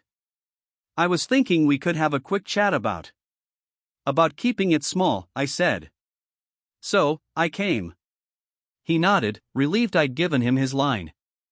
Exactly. Nothing heavy. He gestured toward the dining room where a small spread had been laid. Coffee cups, a modest cake, and a plate of sliced fruit that looked like it had been arranged twice. No caterers tonight, no waiters, just Isolde moving like she'd rehearsed it. Greta wasn't in the room. That told me everything. Before we sit, Klaus said, there's something upstairs I wanted to. Later, I said. If at all. A beat. He pivoted. Sure, let's at least get you something to drink. Water, I said, from the tap. Isolde poured it like a ceremony and set it in front of me with both hands as if it were a gift. I picked it up but didn't drink. Across the rim, the hall ran clean to the stairs. The same carpet, the same nick in the baseboard I'd clocked last time. A light was on at the top landing, soft, not enough to see faces, just enough to say something is on. We talked about nothing. First the weather, then a new sandwich place Klaus swore by, and Greta's finals. I didn't ask where she was. Asking would put her in the wrong light. Isolde cut the cake with the kind of knife you buy when you think metal can solve human problems. She set a thin slice on a plate and pushed it toward me. I didn't touch it. Klaus did the next move the way he always does. Charm, then pressure, then concern. He smiled. Dad, he said lightly. Come see the upstairs bathroom. It'll take 3 minutes. If you don't like it, you can come down and roast me. A sound carried from above, barely there. The whisper of fabric against a door frame. I didn't turn my head. Old men and deer know the same trick. I folded my hands and met his eyes. I'm not going upstairs tonight. Isolde's smile stayed, but her pupils shifted toward the hallway, a tell she probably didn't know she had. Klaus's jaw worked and then released. We can talk down here, he said quickly. About the business. He meant the company. He meant control. He meant papers. What business? I asked. I sold most of Apex Construction Supply. You kept enough to make a mess, he said before he could sand the words. He caught himself, smoothed the grain. Sorry, poorly phrased. I meant your experience could help me unlock an opportunity. What kind of opportunity unlocks with a bathroom tour? I asked. He laughed like that line deserved it, then leaned on the table with his forearms, conversational, a casual frame. Dad, look. I know we've had our differences, but I have real people ready to move. Smart people. They want to see generational continuity. If you just sign a letter of intent stating that the next phase of the company will. No, I said. You haven't even tonight. I said no to letters. No to signatures. No to the idea you need upstairs light to talk downstairs business. The house changed temperature by an inch. I felt it in my wrists. Klaus shot a glance past my shoulder, the way men do when the person they want to be there is waiting. A shadow crossed the hall, slow and then gone. A hint like a footprint in wet dirt. Not enough to prove. Enough to know. I let another beat pass, then stood. Let's take a walk, I said to Klaus. Outside. He looked offended. Then he looked grateful. He needed me alone, but not upstairs where it would be obvious. He smiled too quickly. Great. Fresh air. Isolde said nothing. She moved plates that didn't need moving. Her smile stayed pinned like a brooch, heavy, decorative, and in the wrong place. We stepped onto the porch. Night had pulled itself up over the neighborhood, and the air had that Saturday feel. Lights on in windows. Laughter from a yard. A television glow flashing blue-white on a wall. Klaus closed the door softly, his hand on the knob longer than needed, as if to make sure the sound didn't carry. He turned to me, hands back in pockets, shoulders forward like a boy about to confess. He didn't. Dad, he said, I need you to stop assuming the worst. How about I assume what I can see? I said. What do you see? I see a man who wants me upstairs when he has people upstairs who aren't family. I see a house dressed for trust and a plan dressed for speed. I see a son who keeps saying just a minute like minutes don't change lives. He blew out a breath that fogged and disappeared. You make me the villain in every version of this. I don't make you anything, I said. You arrive as yourself. He stared down the walkway for a long second, then tried again. Okay, he said gently. How about this? We sit in the living room, just the two of us. I'll show you an outline.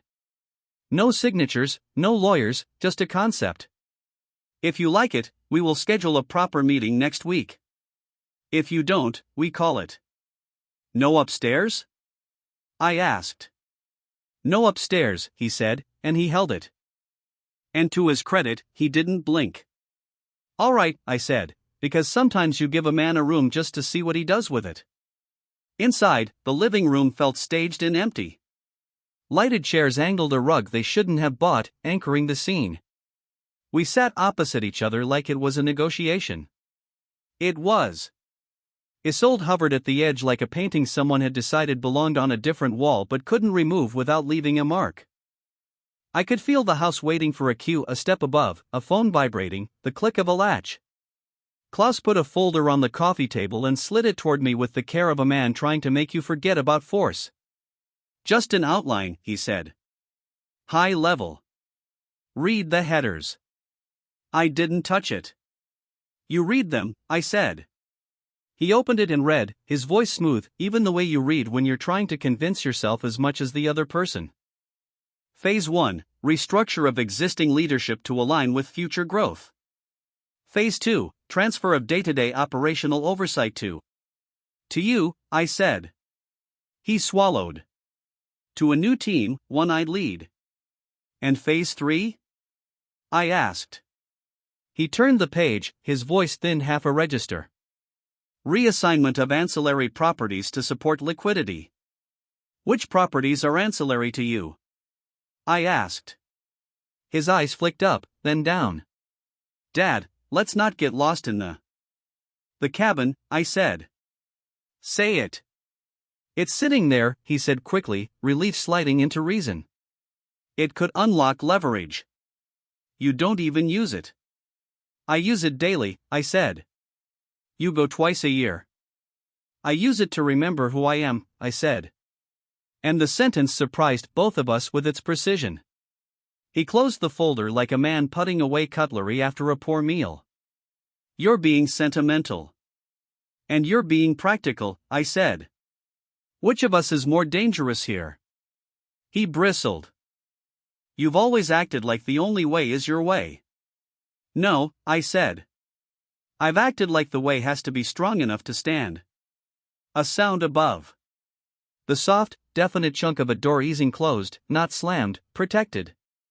It had changed from a hint to almost obvious. Isolde glanced up, then down, then smiled at me like she hadn't. Coffee, she asked. No, I said. Just a splash, she tried, like a line she'd rehearsed because the scene requires it. No, I repeated and laid the word between us like a length of board I'd measured twice and cut once. Klaus put both hands on his knees and leaned forward. Dad, I need you to meet me halfway. You brought me to your living room, I said. That's my half. He sat back, and something left his face, the part that sells what it doesn't yet own. For a brief second, I saw the boy on the baseball bench with feet too big for his legs. Then the second passed, and the man returned. Fine, he said, flatter. Then next week, my office, papers on the table. No surprise. That depends, I said. On what? On whether you keep being a person I can meet without bringing a lawyer to my son. He winced, not because it hurt, but because it landed. Greta appeared in the doorway. Quietly, the way a bird lands silent, present, prepared to fly if anyone moves too fast. Dad, she said to Klaus. Can I borrow Grandpa for a minute? I need help with my printer. Now? He asked, annoyed and surprised. Now, she said, and injected just enough daughter into the word that it sounded like a request and a warning. He looked at me, then at her, and performed a surrender. 3 minutes. I stood and followed Greta down the hall toward the kitchen. As we reached the corner, she didn't turn into the kitchen. She went past it toward the side door by the laundry room, the one that opens into the narrow strip of yard between the house and the fence. She pushed it open and stepped out into the cool air where the light fell in a narrow ribbon that didn't reach the neighbors' windows. "Grandpa," she whispered. "I texted you because they changed the plan. They wanted you upstairs last time. Tonight they wanted you to sign downstairs." "Not happening," I said. "They had a notary here earlier," she said. "A woman with a stamp. I saw her leave with a man in a gray suit. They said if you wouldn't go upstairs, they'd bring the papers down." "What papers?" I heard durable power of attorney. I heard transfer of controlling interest. I heard quitclaim deed. I don't know what all of it means, but it means they wanted to be able to move anything I own like they were me. I said it means they were going to try to get me to give them the cabin with a signature I couldn't pull back. She swallowed. "And if that didn't work, they were going to soften you with wine." "Not tonight," I said. "Promise me you'll leave in 6 minutes," she said. "There's a guy in the guest room." He came back. "I think he's waiting for a signal." "I'll leave in 4, I said. "You okay?" She nodded quickly. "Too quickly." "Yes." "You don't have to carry this alone," I said. "I know," she said. "I just have to carry it long enough." I touched her shoulder like you touch something beautiful that could break. "Go inside," I said. "I'll follow in a minute, and then I'll go." She slipped back through the door. I stood there in the strip of cool air and listened.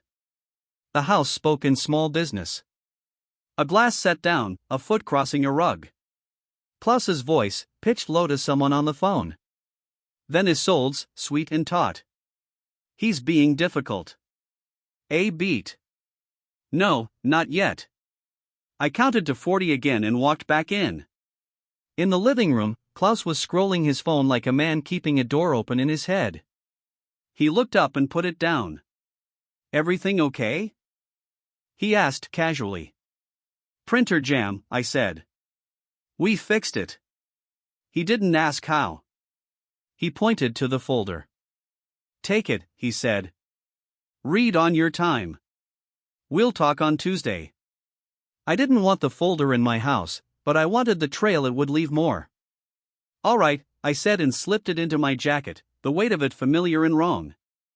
"I'm going to call it," I added. Early morning. Klaus stood, relief and disappointment braided together in his posture. He hugged me, quick, performative, and I let him, because combat doesn't always look like fists. It looks like politeness, too. Isolde walked me to the door, her smile back to full production. "Wilhelm, thank you for coming," she said. "We appreciate your flexibility." "Flexibility is good if the beam's strong," I said. "Otherwise, it bows." She tilted her head the way people do when a metaphor almost lands and then flies past them. At the threshold, I turned. "Tuesday," I said to Klaus. "Bring documents. Real ones." "Tuesday," he echoed. Outside, the night took me in and washed the room's light off my skin. I didn't look back until I was halfway to the car. When I did, I saw Greta's silhouette at the upstairs window for exactly 1 second before she stepped away.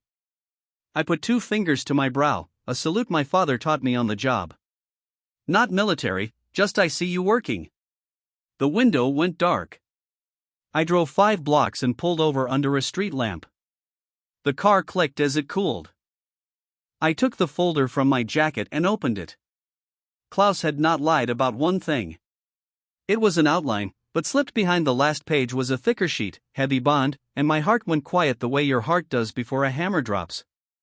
It was a draft of a durable power of attorney with my name typed under principal and Klaus's under agent. No signatures. A sticky note on it in Isolde's handwriting, "For tonight, if he's comfortable." Comfortable. The word tasted like metal. I took a photo with my flip phone, grainy and time-stamped, and then slid the draft back exactly where I'd found it. I closed the folder and stared at it, lying on the passenger seat like a small, expensive animal that might bite. My phone buzzed. Unknown number. I let it go to voicemail, then played it on speaker. A man's voice. Mr. Gruber, this is Tobias Bauman with BMA Solutions. We were hoping to. He cleared his throat. Well, we'll try again Tuesday. So that's the firm, I thought. Or one of them. Men who stand on the stairs and wait for a nod. I put the car in gear and headed for Maple Street. The road widened as I left their block. The night loosened its jaw. I wasn't shaking. I wasn't angry. I was a man who had been invited upstairs twice and had declined twice, and had found his spine was still his. At home, I set the folder on my kitchen table and turned on the smallest light in the room. I took my notebook out and wrote 3 lines slowly. Saturday 8:02 p.m. Asked to go upstairs, declined. 8:19 p.m. Outline hid draft POA, photo taken. Greta notary earlier words heard, durable POA, transfer of controlling interest, quit claim. I underlined notary and POA.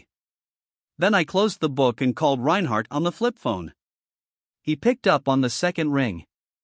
Tell me you didn't sign anything, he said. I brought home a folder, I said. And a photo of a draft they hid. Read me the caption, he said. I did. He exhaled slowly. Good. Tuesday they'll think they still have a lane. We'll close it before they get to the next turn. And Greta? I asked. Keep her out of documents, he said. But if she's willing, have her write down exactly what she heard. Names, words, times. Date it, sign it. We'll keep it sealed unless we need it. I thanked him and hung up. The house settled around me, the kind of settling that old wood does when the temperature changes. Honest noises that say, still here. I washed my hands at the sink until the water ran warm, then hotter. Then I turned it off and stood with my palms braced on the counter. In the window, I could see my reflection layered over the dark yard. A man in his 70s with a face that has done its work and is not eager to do someone else's.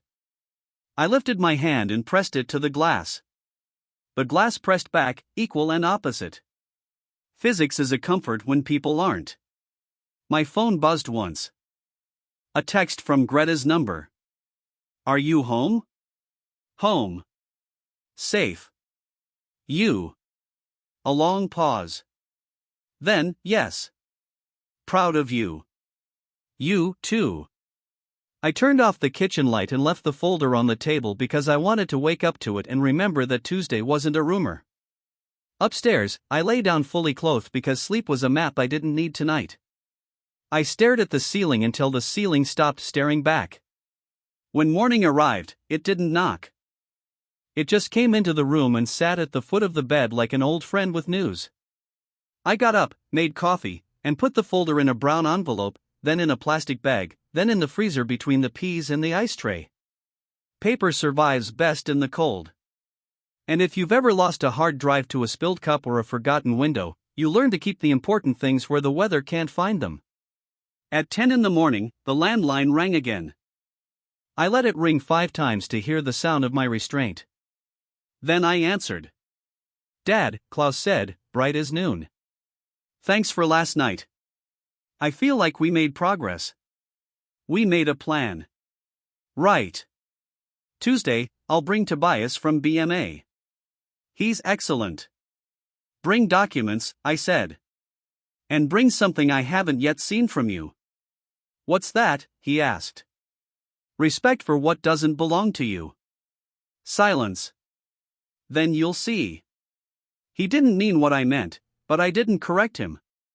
The world would. After I hung up, I stood at the window and watched the street. Herr Schmidt stepped out onto his porch and adjusted his cap. He looked my way and I raised a hand. He raised his. 2 men on their posts. Then he went back inside. I wrote one more line in my notebook. Tuesday closed the lane. Under that, I wrote, justice, not revenge. I don't write slogans. I build. But sometimes a sentence needs to be poured and set so you can walk on it when the day gets wet. Saturday night had shown me everything I needed to know. They were ready with documents. I was ready with the light. And somewhere in that house, on the far side of a staircase I would not climb, a girl I loved had learned how to speak steadily under noise. That, more than any folder in my freezer, was the proof I'd survived the evening. Tuesday would be the day things stopped being attempted and started being accounted for. But before Tuesday, there was one more call I needed to make. I picked up the phone and dialed a number from memory, Marcus Keller's, a man who'd lost money in one of Klaus's learning experiences and had never quite forgiven him, or me. The line rang, then clicked. "Wilhelm," he said, surprised. "Marcus," I said, my voice calm as a plumb line. "I think it's time we compared notes." Sunday morning came like a carpenter checking his work, light through the blinds in even strips, air steady, no creaks in the walls. But my head wasn't on Sunday. It was on Tuesday. I sat at the kitchen table with the brown envelope still in the freezer and a pad of lined paper in front of me. The plan takes shape. Reinhardt's voice echoed in my head from the night before: close the lane before they get to the next turn. If I'd learned anything in construction, it's that a building doesn't just fall down all at once. It starts with a loose bolt, a hairline crack, a missed measurement. Klaus and his soul thought they'd built a clean frame for Tuesday. My job now was to find the cracks and widen them before the inspector, life, showed up. That's why Marcus Keller's number was written at the top of the pad. I called him just after 8. Marcus answered like a guy who had been halfway through a thought and didn't like being interrupted. "Wilhelm Gruber," I said before he could ask. "Been a while," he said. Suspicion and curiosity sat in the same seat in his tone. "What's this about?" "You and I both know my son isn't the only one in this town who's cut corners to make a deal work," I said. "But I think we can agree he's one of the few who leaves nails sticking out where people can see them." He chuckled. "I lost 50 grand on that warehouse flip because of him." "You looking to get it back for me?" "No," I said. "I'm looking to make sure he doesn't use my name or assets to play the same game again." "You and I." Marcus was quiet for a beat. "What do you need?" "I need whatever paper trail you've got. Dates, emails, text messages, anything that shows his pattern, especially when he mixes family assets with personal deals. I'm not looking to go public. I just want him to know, in the room on Tuesday, that I've seen the blueprint he's been working from." "You gonna pay me for this?" Marcus asked. I thought about it. "I'll give you something better," I said. "A seat at the table if he ever tries to use my properties as leverage again. First refusal on any asset before it hits his hands." Another pause. "Deal," he said. We agreed to meet that afternoon at a diner off Highway 83, neutral ground, the kind of place where the waitress calls you hon and the coffee never stops coming. I spent the hours before that meeting calling in small favors from people who'd worked with Klaus in the last 7 years. Not all of them like me, but most of them respected the way I'd run Apex Construction Supply. The respect was enough to get them talking. By noon, I had 3 separate instances of Klaus using his position in my company to scout properties for clients only to buy them himself through a shell LLC 2 weeks later. Legal? Maybe. Ethical? Not if your name's on the building where he keeps his office. These were the loose bolts. At 2:30 that afternoon, I walked into the diner. Marcus was already in a booth, a manila folder on the table, and a plate of half-eaten eggs in front of him. "You look older," he said by way of greeting. "I am," I said.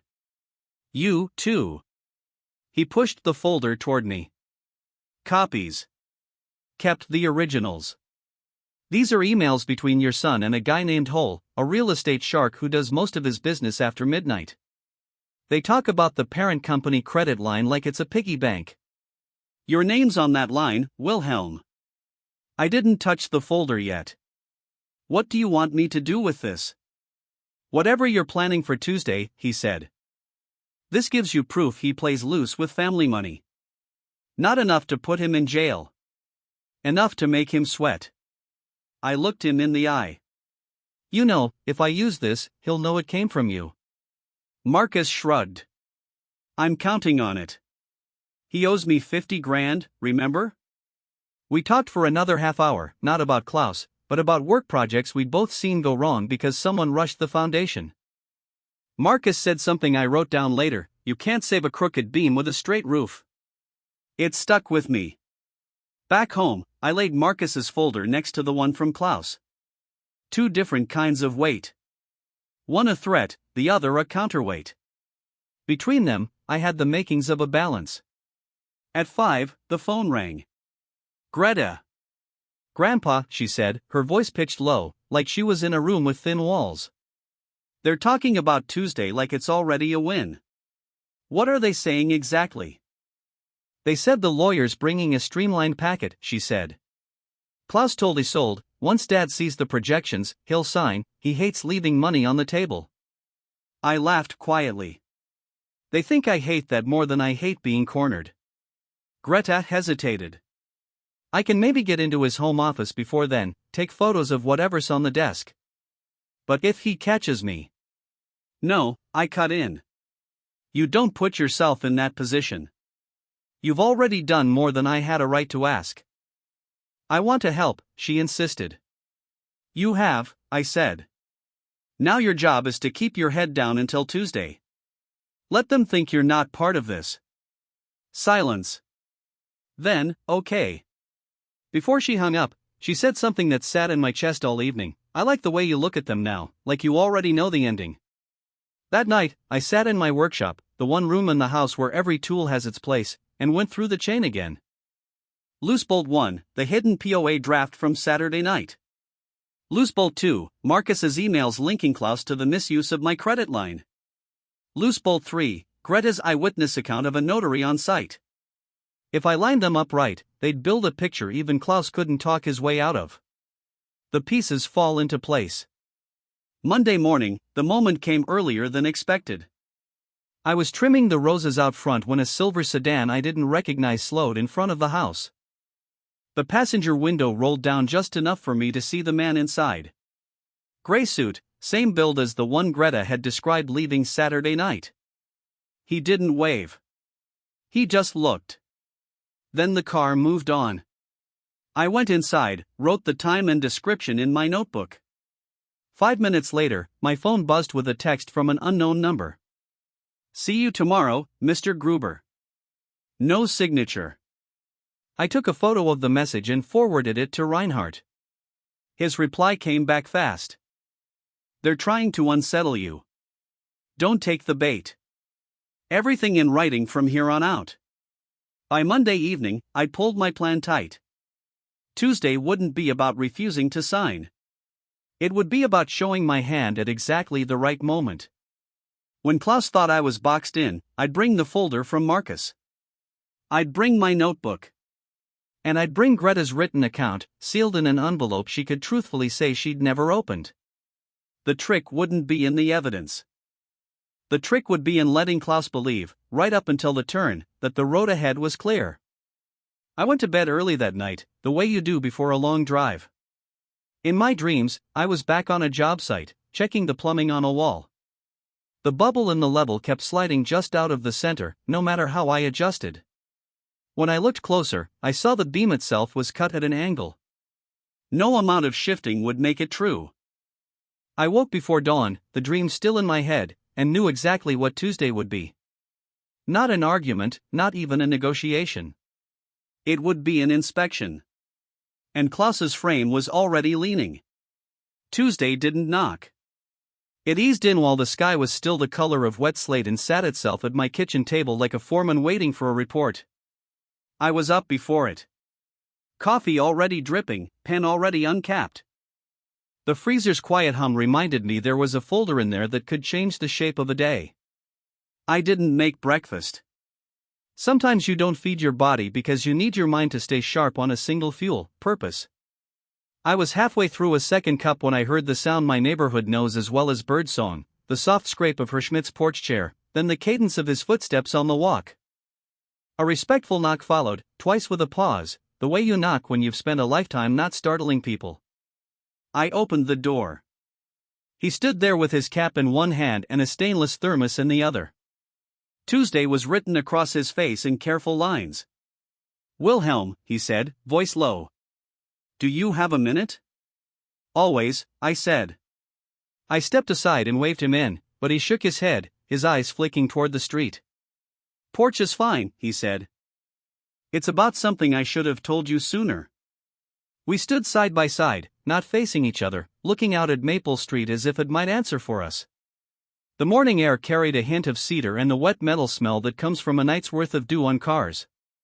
It's about your tires, he said. I didn't speak. The word hung there between us like an old bean you test before you step on it.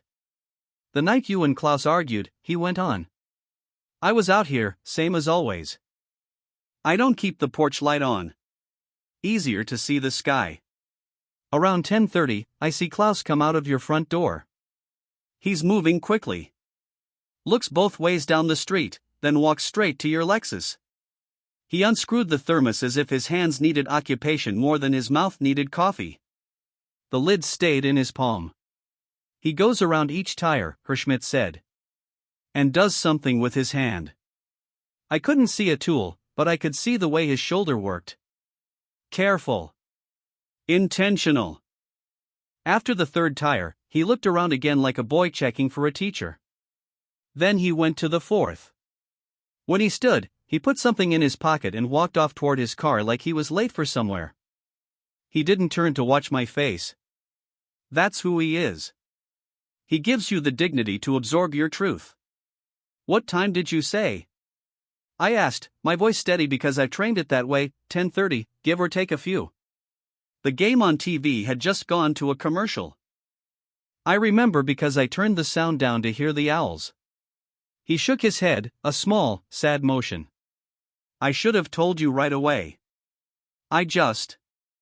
He exhaled. Family is a hard thing to report on. It is, I said. And you're telling me now. That matters. I can put it in writing, he added. If you need that. I turned to him then. I do. He nodded, unsurprised. Figured. Inside, then. I said, and this time he followed. At the kitchen table, I slid a legal pad between us and wrote the date at the top. I printed his name, R Street, and the time. Then I wrote as he spoke, each detail, each pause, each look to left and right, reading it back to him after every sentence, like we were setting a line of forms in wet concrete and making sure the bubble stayed centered. He corrected one phrase. It wasn't like he jabbed, more like he pressed at an angle, and I rewrote it to match the motion in his shoulder. When the page was done, he read every word and insisted on changing nothing else. He signed. I signed as a witness. He underlined the time, not because he needed to, but because that's what a man does when he believes his own eyes. Thank you, I said. You're welcome, he said. And then he did something I'll remember as long as I have a porch. He put his hand on my shoulder. Light. Steady. Not pity, not triumph. Wilhelm, he said. I know you've handled worse than this work-wise, but blood's a trickier glue. If you need me to tell anyone what I saw, I will. He lifted the thermos in a small salute. I'm on my porch every night. That's my job. That's your gift, I said. He smiled without showing teeth. Maybe both. After he left, I stood at the sink and watched the street through the window. The page he'd signed sat on the table, a simple thing, unspectacular, the kind of thing that holds a wall up when a gust hits. I took a photo of the page with my old flip phone, then another with my smartphone. Redundancy is what you learn from storms. I dialed Reinhardt. He picked up on the first ring. Morning, he said. You sound like you have something. I do. I laid out Hirschmidt's account, time, position, and sequence. We've got an eyewitness. Good, Reinhardt said. Put it with Greta's statement. And make sure Hirschmidt wrote the exact phrasing he used about the shoulder motion. He did, I said. We wrote it the way the body remembers. Perfect. Then, after a pause, Wilhelm, remember this changes more than the legal picture. It changes the moral one. You can keep it quiet if you choose, or you can use it. That's your choice. I know, I said, feeling the weight of both choices. I'll use it where it counts, not where it wounds. That's why I took your call, he replied. We reviewed the plan for the afternoon meeting. Arrive early. Ask for an agenda. Refuse beverages. Insist on an attendee list. Request copies.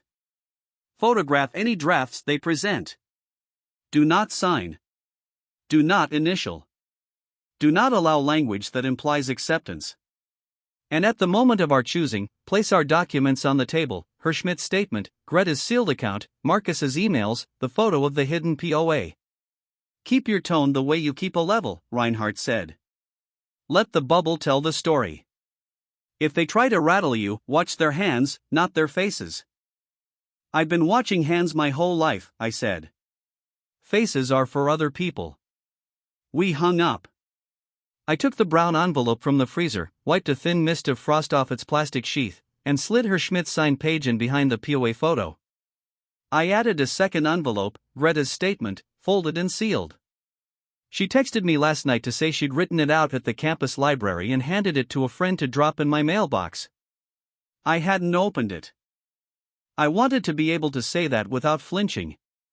I labeled the outside of each envelope with a fat black marker. Exhibit A, neighbor eyewitness. Exhibit B, granddaughter statement, sealed. Exhibit C, investor emails. Exhibit D, hidden DPOA photo. The words looked theatrical and unnecessary in my neat block letters. Maybe they were.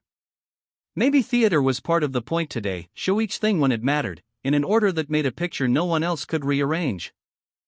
I put everything in my old leather folio, the one Erica had given me the year we paid off the warehouse, and stood in the hallway longer than a man needs to stand in a hallway. On the wall was a photo of me and Klaus when he was 6 years old.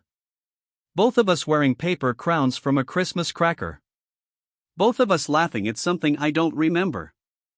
I rested my fingers against the glass and then lowered my hand. Let's go, I told the quiet.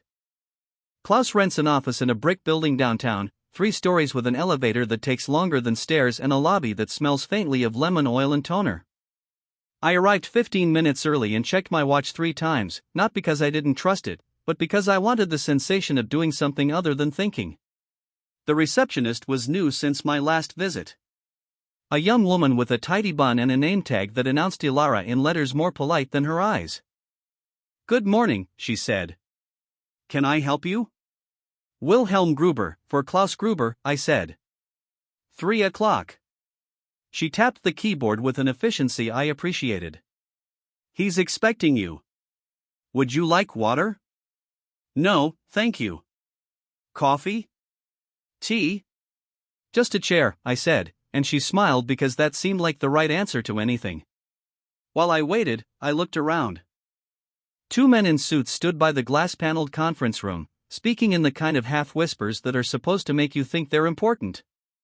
On the table inside, I could see a neat arrangement of bottled water, a stack of black pens, and a tray with those heavy cardstock folders firms use when they want to make flimsy ideas feel substantial. A corner of a notary seal case peeked out from a tote bag under one chair, half hidden by a blazer, I thought. A freckle where someone forgot their makeup. A clock on the wall marked 3 minutes to the hour. I stood. Ilara glanced up. He'll be right with you, she said. They're just. She gestured vaguely toward the hallway. Finishing up. Who's they? I asked pleasantly. She blinked. Mr. Gruber and his guests. Names I'm not sure I should. Of course, I said, and sat back down. At 3 o'clock sharp, Klaus appeared in the hallway, his smile set, his tie adjusted. He looked like a man who'd practiced the walk for mirrors and didn't dislike what he saw. Dad, he said, his hand extended. Thanks for being on time. That habit has kept a lot of roofs from leaking, I said, and shook his hand. His grip was warm and confident. His eyes were a touch too bright. He gestured toward the conference room. Let's get you comfortable. I'm comfortable standing, I said. But I'll sit inside. Isolde was already there, her coat over the back of a chair, her phone face down next to a leather folio that matched the firm's corporate shade the way people match ties to pocket squares. Beside her, a man stood and buttoned his jacket as we entered. He was in his early 40s, hair too neat to be an accident. He smiled the way you smile when you don't want your teeth to seem aggressive. "Mr. Gruber," he said. "Tobias Baumann, BMA Solutions. Thanks for coming." "Afternoon," I said. "You called my house yesterday." A flicker. He recovered. "We like to confirm logistics." "Logistics confirmed," I said, and set my folio on the table without opening it. We took our seats. The pens sat in a row in front of each of us like soldiers waiting for orders. Bottled water gleamed. The notary case had moved. I couldn't see it anymore.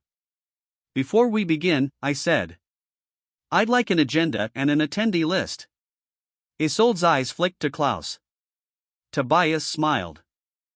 "Of course," he said, sliding a sheet across. The page was printed on heavy paper with a header that took up too much real estate. Meeting objective: clarify control structure and future operations of Apex Construction Holdings. Attendees: Klaus Gruber, Principal. Isolde Green, Advisor. Tobias Baumann, Counsel. Wilhelm Gruber, Founder. Anyone else joining? I asked. Not at this time, Tobias said. Good, I said. Then let's start with your plan. Tobias nodded. We've prepared a streamlined packet that outlines the proposed transition. No binding elements today, Mr. Gruber. Just a review. If the high-level structure makes sense, we'll calendar a working session next week. Streamlined packet, I repeated. That's the phrase Klaus used. Klaus colored a half shade. Tobias opened a folder and turned it toward me. The first page bore a clean title, Projections and Governance 2028 to 2031. Charts, columns, the kind of curves people draw when they want you to confuse momentum with inevitability. I didn't pick it up. Read me the section headers, I said.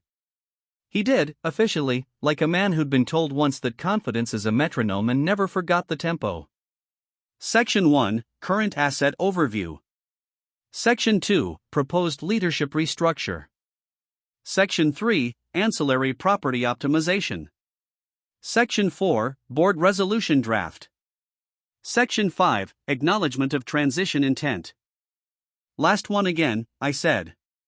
Acknowledgement of transition intent, he repeated, his pen tip resting at the margin as if punctuation had legal force. Is that an acknowledgement I'd sign? I asked. It's a non-binding acknowledgement that we're. No, I said. It's a thing with a signature line.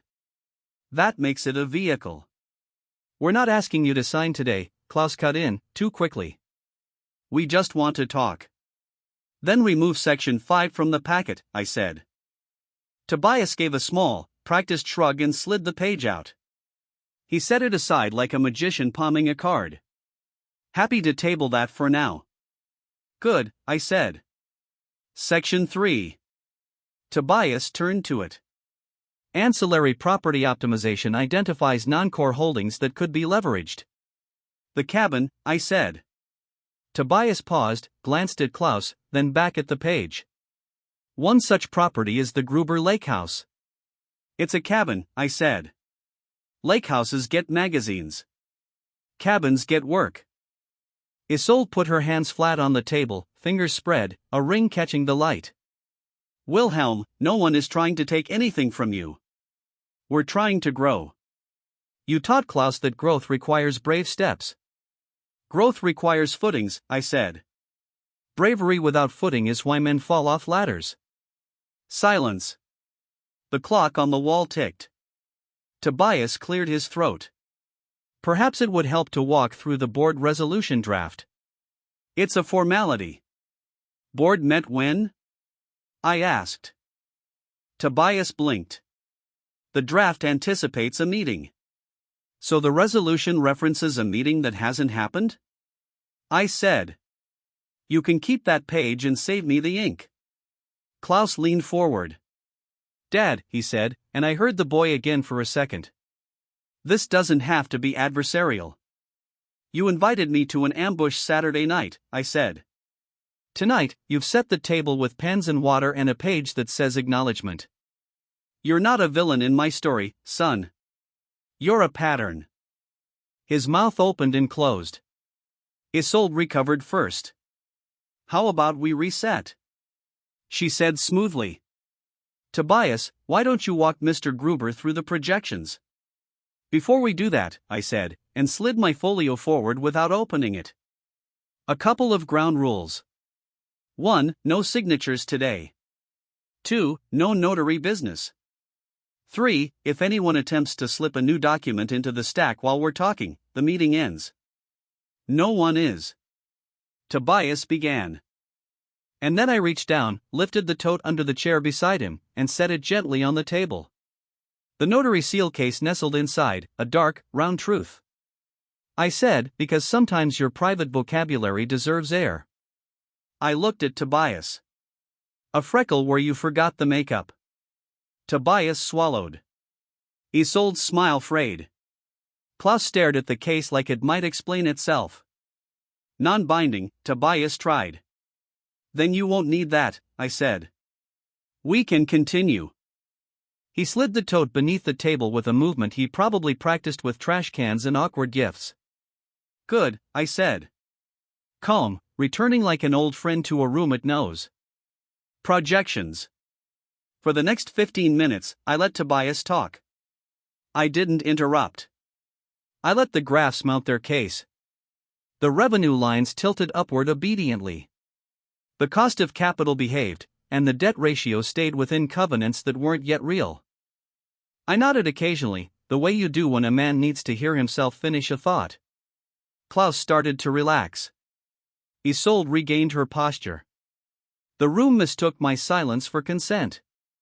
When Tobias reached the final chart, adjusted EBT day under new leadership, I held up a hand. Thank you, I said. My turn.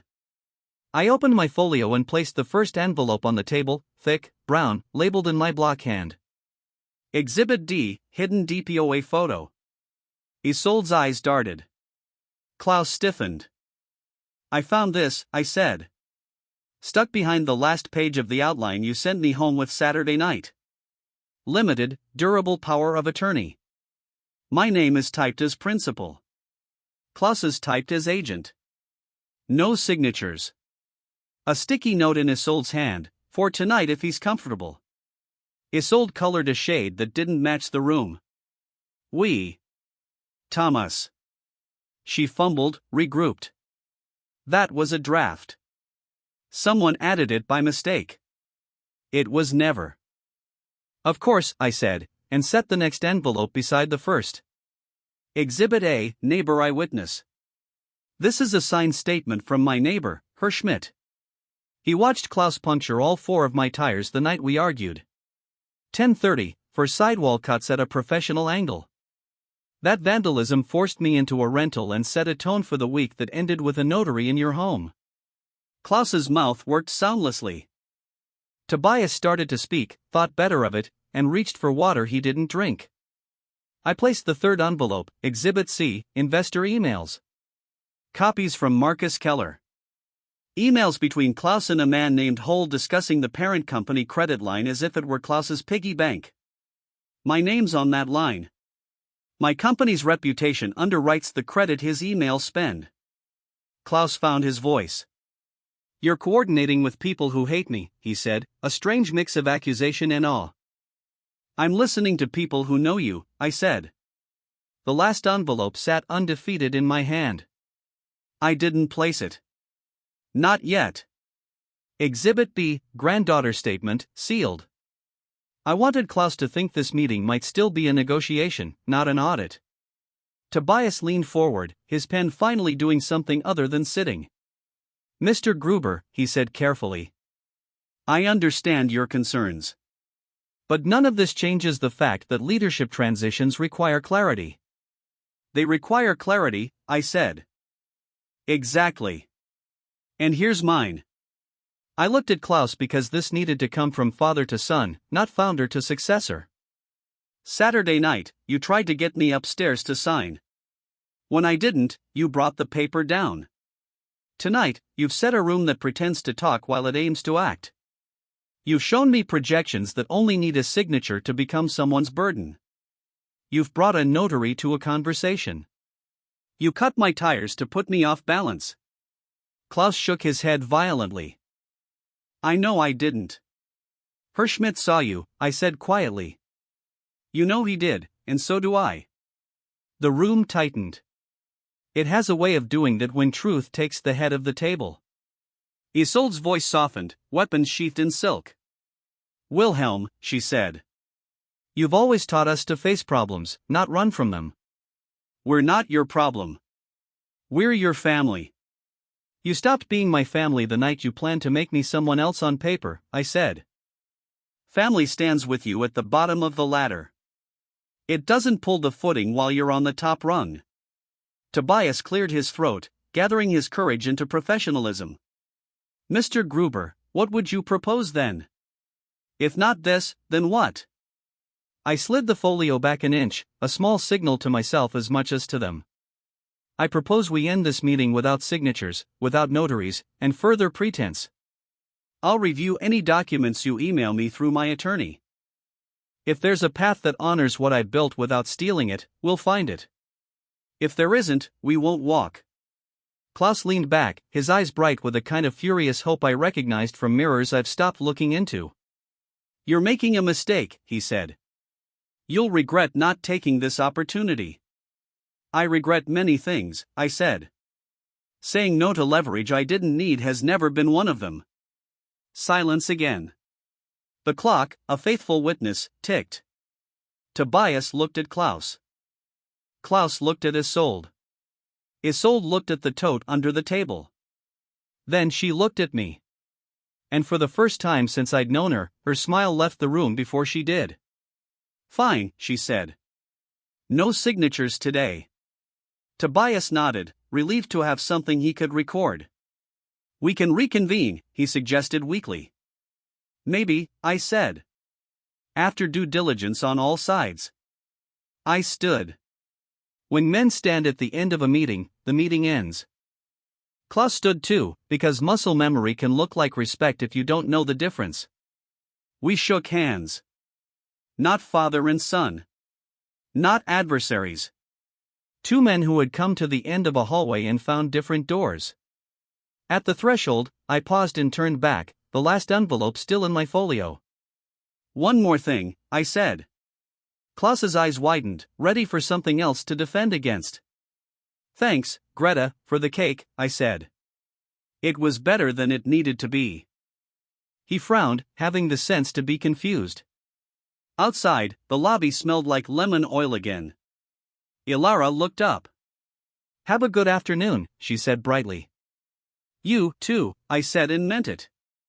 In the elevator, I felt my legs for the first time, each step made by a man who had chosen not to be moved.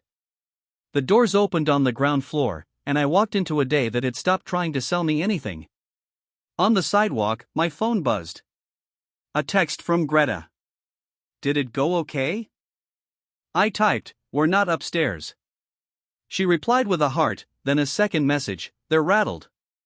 I stood there under a sky that had finally decided on blue and let the information settle where information belongs, in the place where plans turn into work. Back at my house, I laid the envelopes out on the kitchen table again. I didn't open Greta's. I wouldn't until I had to. I put Herr Schmidt's statement on top, the way you put the right tool on the bench before the wrong one gets there. I added one more line to my notebook, Tuesday p.m. met at Klaus's office. No signatures. Notary present. Removed. Projections tabled. Pattern documented. Then, because I could, because it mattered, I made dinner. Eggs done right this time. Toast browning the way Erica liked. I ate at the table that had held so much paper this week and listened to the house settle into the evening. When I was finished, I took a walk. I didn't go far, just to the corner and back. Herr Schmidt was on his porch as promised. He raised his thermos. I raised my hand. Two men on their posts. Night, he said. Night, I said. In bed, I lay in the kind of dark that doesn't threaten. I thought about beams and levels. About boys on baseball benches and men in conference rooms. About the difference between a signature and consent. I thought about Greta's fingers on my sleeve and the notary's seal in a bag under a chair. Before sleep took me, I knew two things were true. First, I had everything I needed to move from defense to structure. Second, tomorrow I'd start phase 9, which I call the day a frame leans too far to pretend it's straight. But that was tomorrow.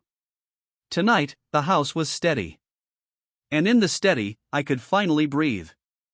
The morning after that conference room standoff felt like standing under a beam you've always distrusted and finally hearing it creak. Not a collapse. Not yet. Just the sound of truth announcing itself through wood. I was up before the sun, coffee steaming, folio open on the kitchen table. I laid everything out the way I used to stage tools for a critical pour, left to right, in the order I'd need them, her Schmidt's signed statement, the photo of the hidden DPOA, Marcus's emails, Greta's sealed account with her neat, deliberate signature across the flap. Today wasn't about refusing. It was about introducing the town to the true shape of a pattern. Hook first, then pacing, then the wait. I took a breath and dialed the courier service I'd used for years on tight permitting days. Premier Messenger, a woman said. Where to and when? For pickups, for deliveries, I said. No signatures required at pickup. Cash at the door. Names, she asked. I read them off calmly. Marcus Keller, Daniel Becker, Johanna Hansen, and one more, Aegis Financial Human Resources. I didn't linger on that last one. This wasn't about humiliation. It was about equilibrium. By 8:30, I'd printed the cover letters. No adjectives, no accusations. Each read the same: information for your consideration regarding investments and professional conduct directly affecting you. Please review the attached documents and draw your conclusions. Dates, amounts, copies, nothing more. I sealed each parcel the way I close a toolbox, firmly, with a final press of palm to cardboard. On the outside, just names and addresses in block letters. The kind of plain that doesn't trigger a defense before the contents do. When the courier knocked, he didn't ask what he was carrying. He just handed me the carbon slip and tucked the envelopes under his arm like a mason taking a string line, familiar, unremarkable, essential. Today? I asked. Before lunch, he said. Perfect. As his taillights disappeared around the corner, I found myself watching my driveway the way I used to watch concrete set, patiently, knowing there's a point where what you've poured becomes what you'll live on. I made eggs I didn't eat and sat down to write in my notebook, the small ledger that had become a spine for the last week. Wednesday, 8:45 a.m. Courier Dispatch, 4 packs. I underlined 4. Whatever Klaus and Isolde had planned, they'd built it on the assumption that I'd keep reacting. Today, I wasn't reacting. I was scheduling gravity. By 9:15, Reinhardt called. You did it. On its way, I said. He exhaled, a sound I recognized from hard verdicts that went our way. Good. The investor network will hum all morning. Aegis will begin an internal review within 2. If Isolde's file is as clean as she claims, they'll close it fast. If not, they'll do what they do, I said. I'm not asking for a result, Reinhardt. I'm asking for a process. That's why this will hold, he said softly. Your restraint is doing half the work for you. We talked logistics for a few minutes. He'd already drafted a short notice to Klaus's counsel, civil factual, memorializing that yesterday's meeting concluded without signatures and that any further discussions would go through him. He'd sent a second letter to the notary's firm, requesting a copy of their log for the last 6 days, citing potential misuse of a seal in a private residence under implied duress. Notary's log? I asked. Sometimes the smallest boards bear the most weight, he said. If a stamp landed at Klaus's house on Saturday night, even if unused, it leaves a date and a name. We don't need a hammer. We need a pencil. After we hung up, I walked through the house with my mug, study, hall, and bedroom, touching the corners like a man checking plumb with fingertips instead of a level. The floor felt true under me for the first time in a week. At 10:22, the phone rang. Unknown number. I let it go to voicemail. A minute later, the landline rang, the number no one uses unless they found it by asking 3 other people first. Mr. Gruber? A careful voice said when I answered. Yes. This is Johanna Hansen. Her firm, Hansen & Schmidt, sits 3 doors down from the chamber. She's the one who steers half the town's small business retirement plans with a kindness that has teeth when it must. I received a package this morning from an anonymous sender. I recognize your handwriting. I smiled despite myself. I wrote in block letters on purpose. That's why I recognized it, she said dryly. Listen, I want to say thank you. Not for the documents themselves, though I've already confirmed 2 emails against my records, but for the way you sent them. No embellishment. Just light. That's all I can afford, I said. Light? She lowered her voice. Daniel got one, too. And Marcus. We're on a call at noon. I'll circle back after. Take your time, I said. And Johanna, one more thing. Greta is not to be touched by any of this. I wouldn't dream of it, she said, and I believed her. At 10:40, I stepped onto the porch. Herr Schmidt was there as always, thermos in hand, watching the street with the same steady attention he gives sunsets and kids on bikes. He raised the thermos. I raised my mug. How's the weather over your place, he asked, which is how men like us ask about war without making it sound like one. Winds shifting, I said. Less gusty. Gusts make weak nails honest, he said. I sat on my steps, and we let the quiet settle between us. This is the part no one understands about patience. It isn't passive. It's muscular. It holds its posture while the storm tries to bow it. The first text from Greta arrived at 11. Mom's at work. Dad's pacing. His office door is closed. He's on the phone a lot. A moment later, he asked if I had seen any packages arrive for him this morning. None did. Good, I typed. Eat lunch. Drink water. Grandpa, she wrote. I'm okay. I know, I replied. I just like telling you anyway. At noon, my phone rang again. Johanna. We've compared notes, she said without preamble. Marcus had the whole emails. Daniel had 2 wire receipts aligning with dates in those emails. I had a text string from Klaus promising a make good on a shortfall. The pattern's not illegal by itself, but it's persuasive, especially combined with what happened Saturday. You spoke to Daniel? I asked. He's furious, she said. Not the kind that burns out in a day. The kind that remembers. He'll be making calls. And Aegis? I asked. We have a friend there, she said. HR opened an internal review at 12:15. That's all we know. I didn't ask them for an outcome, Johanna. You asked them to see, she said, and her voice warmed. Sometimes that's the only favor a town needs. After the call, I ate a sandwich. I tasted turkey, mustard, and the good bread Greta likes when she visits. The act of chewing felt like a project, a mundane, necessary part of life's unflashy genius. Between bites, my eyes kept drifting to the folio on the table, the way a foreman keeps glancing at the weather, even on clear days. At 2:30, my cell buzzed with a Portland area code. I answered. Mr. Gruber, this is Renata Meyer in HR at Aegis Financial. I'm calling to let you know we've received a report related to Mrs. Isolde Green. While I can't discuss internal matters, I wanted to acknowledge receipt and assure you we take such reports seriously. I understand, I said. My intent is not to harm. It's to inform. That intent is noted, she said, choosing her words with care. We will be in touch if we need anything further. When I hung up, I didn't feel triumphant. I felt old and tragic, in the way people get when they act against blood for a bigger fidelity. You can be right and still wish you had been able to be kinder. At 3, Klaus called. I let it ring twice before answering. He didn't bother with hello. What did you do? He demanded. Which part? I asked. Don't play coy with me. Marcus called. Daniel's not taking my calls. And is sold.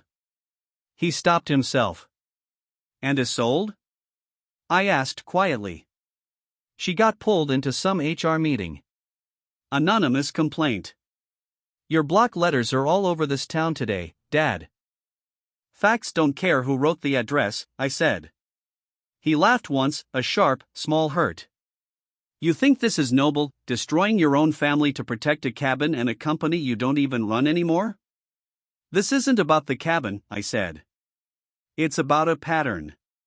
And I didn't destroy anything. I set a mirror where a wall used to be. Silence. Then, softer, with something like desperation trying to pass itself off as sincerity, I was trying to build something, Dad. You can't build with stolen studs, I said. They look straight until they don't. He tried a different angle. People will talk about you. About how you went after your son.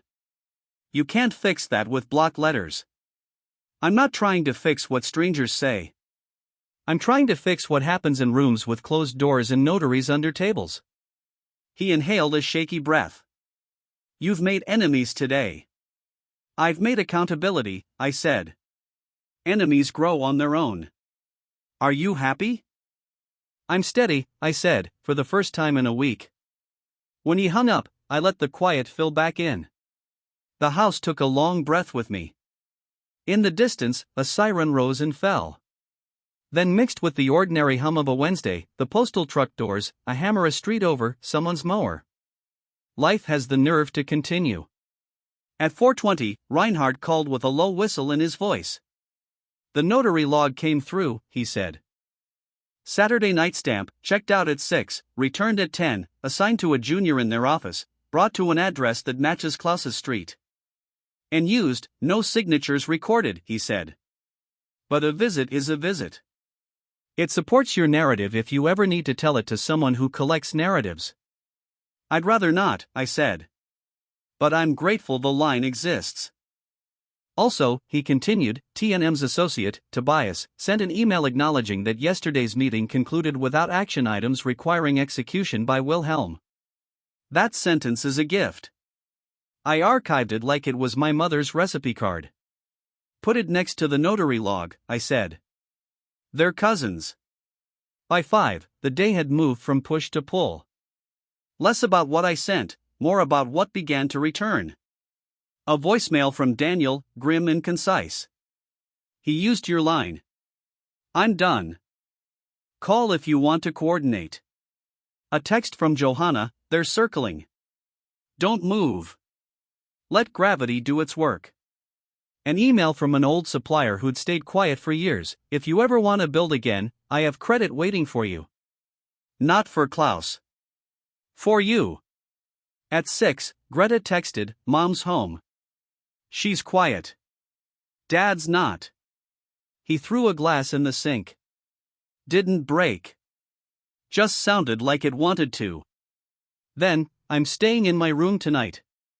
I'm okay. Proud of you, I typed. Leave the house if you feel unsafe. My porch is yours. I know, she wrote. I'll keep my shoes by the door. The image punched air from my chest. My granddaughter planning egress in her own home. Not because of violence, I never once feared Klaus would lay hands on anyone, but because chaos can feel like a kind of gravity, too. It pulls people toward corners they shouldn't have to know at 19. Twilight painted the street the color of old nickels. I took my coffee decaf, the concession you make to a heart that's done enough today, and sat on the porch. Herr Schmidt nodded from his post. Nice light, he said. Best kind, I replied. Doesn't ask permission. We sat a while like that, two men occupying the small, sacred task of holding still. A car I recognized from the notary's firm drove by and didn't stop. A jogger passed, earbuds in, oblivious to the quiet wars men fight with paper and restraint. At 7:30, the landline rang, not a number I knew. I let it take 2 breaths before answering. Mr. Gruber, a cool voice said. This is Renata Meyer from Aegis again. We wanted to inform you that we've placed Mrs. Green on administrative leave pending our review. This is not a conclusion, only a step. I closed my eyes. Understood, I said. I don't want her harmed. Our process is our process, she said gently. Yours appears to be yours. After we hung up, I didn't cheer. I didn't feel vindicated. I felt the ache you get when a tooth is pulled, a pressure you've lived with leaving your body, and the awareness of the hole it leaves behind. At 8:15, my phone buzzed with a message from Klaus I didn't expect. We need to talk tonight. Tomorrow, I typed. Tonight. I thought of Greta in her room, shoes by the door. I thought of Isolde at her kitchen sink, staring at the faucet she once bragged about choosing without compromise. I thought of the notary seal, the sidewall cuts, the upstairs step, and the word comfortable on that sticky note. I put my phone face down and didn't reply. At 9, my doorbell rang. I didn't jump. Hirschmidt's porch creaked once across the street. I flicked on the porch light and opened the door. Klaus stood there. Anger poured into a human shape. Behind it, panic. Behind that, something I recognized, the child who has broken something and doesn't know how to stand in the room with the pieces. We're not going inside, I said. Porch. Fine, he snapped, stepping back into the cone of light. He shoved his hands into his pockets and then yanked them out, unable to keep anything still. You went nuclear. I sent paper, I said calmly. You cost Isolde her job. I didn't. Aegis has a process. It will do what it does. You turned the investors against me. They turned because they recognized themselves in the documents. He barked a bitter laugh. You have an answer for everything. No, I said. I have a refusal for some things. He stared at me for a long time, jaw tight, breath visible in the evening cool. Why are you doing this? He asked finally. Not as a strategy, but as a son who still wants a picture where the father's face explains the room. Because you asked me to be someone I'm not, I said. And because you tried to trick me into it when I said no. He said nothing. I continued, not cruelly, but plainly. You cut my tires. You brought a notary to a dinner. You hid a DPOA in a packet you called an outline. You used my credit line like a back pocket. You told yourself it was brave or necessary or filial. It was theft, not by statute, maybe. But in spirit. He swallowed. The set of his shoulders changed, a slow collapse of a deck you overloaded in small increments. And Greta, I said, softer. You put your daughter in the position of choosing on a Saturday night between her parents and their target. She chose me. Not because I'm better. Because I'm not trying to make her live in a story where consent is a trick. He flinched at her name. She's a kid, he said. She's the steadiest person in your house, I said. That should burn you and bless you at the same time. He stared at the railing. His fingers gripped it. The wood didn't give. What now? He asked into the grain. Now, I said, we stop this. No more meetings with notaries. No more drafts labeled if he's comfortable. You move out of rooms where signatures are the point. You go back to work where work is the point. You pay back what you owe, slowly, like a man with a shovel and one good arm. And you leave my trust, my cabin, and my name out of your plans. And if I don't? Then paper keeps moving, I said. Not because I want it to, but because that's how gravity works when frames lean. He lifted his head. You'd do that to your son? I'd do that for my granddaughter, I said. And for the man I answer to when the house is quiet. Silence held us. Across the street, Hirschmidt stood. He didn't move toward us.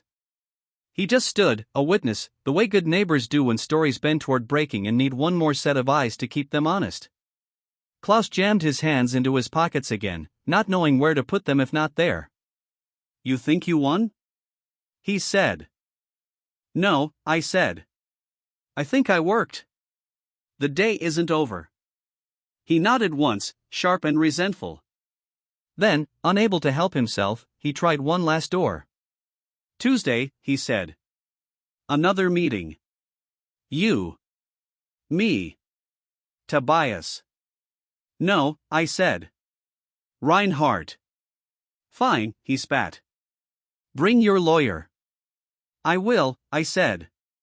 And I will bring myself. Same man, same answers. He stepped off the porch and down the walk, then stopped and turned. The porch light caught his face in a way I wish I hadn't had to see it. Still my son, just more puzzled about the world than he knew. You're going to die on that hill, he said. Better than drowning in a shallow pool, I replied. He laughed. I watched him go as far as the maple at the corner, then heard the car, then heard it quiet itself as he turned out of our block. I didn't go inside yet. I sat on the top step and breathed the way you do after carrying something that wasn't heavy until your body understands it was. Herr Schmidt crossed the street. He didn't come up. He stopped at the bottom and looked up at me. You all right? He asked. I am, I said. I will be. You want me to write that down, he said, half a smile under the cap. Not necessary, I said. This one can live between us. He nodded, tapped the brim, and went back to his post. Inside, the house accepted me the way a moored boat takes its owner's foot. Gentle, familiar, steady.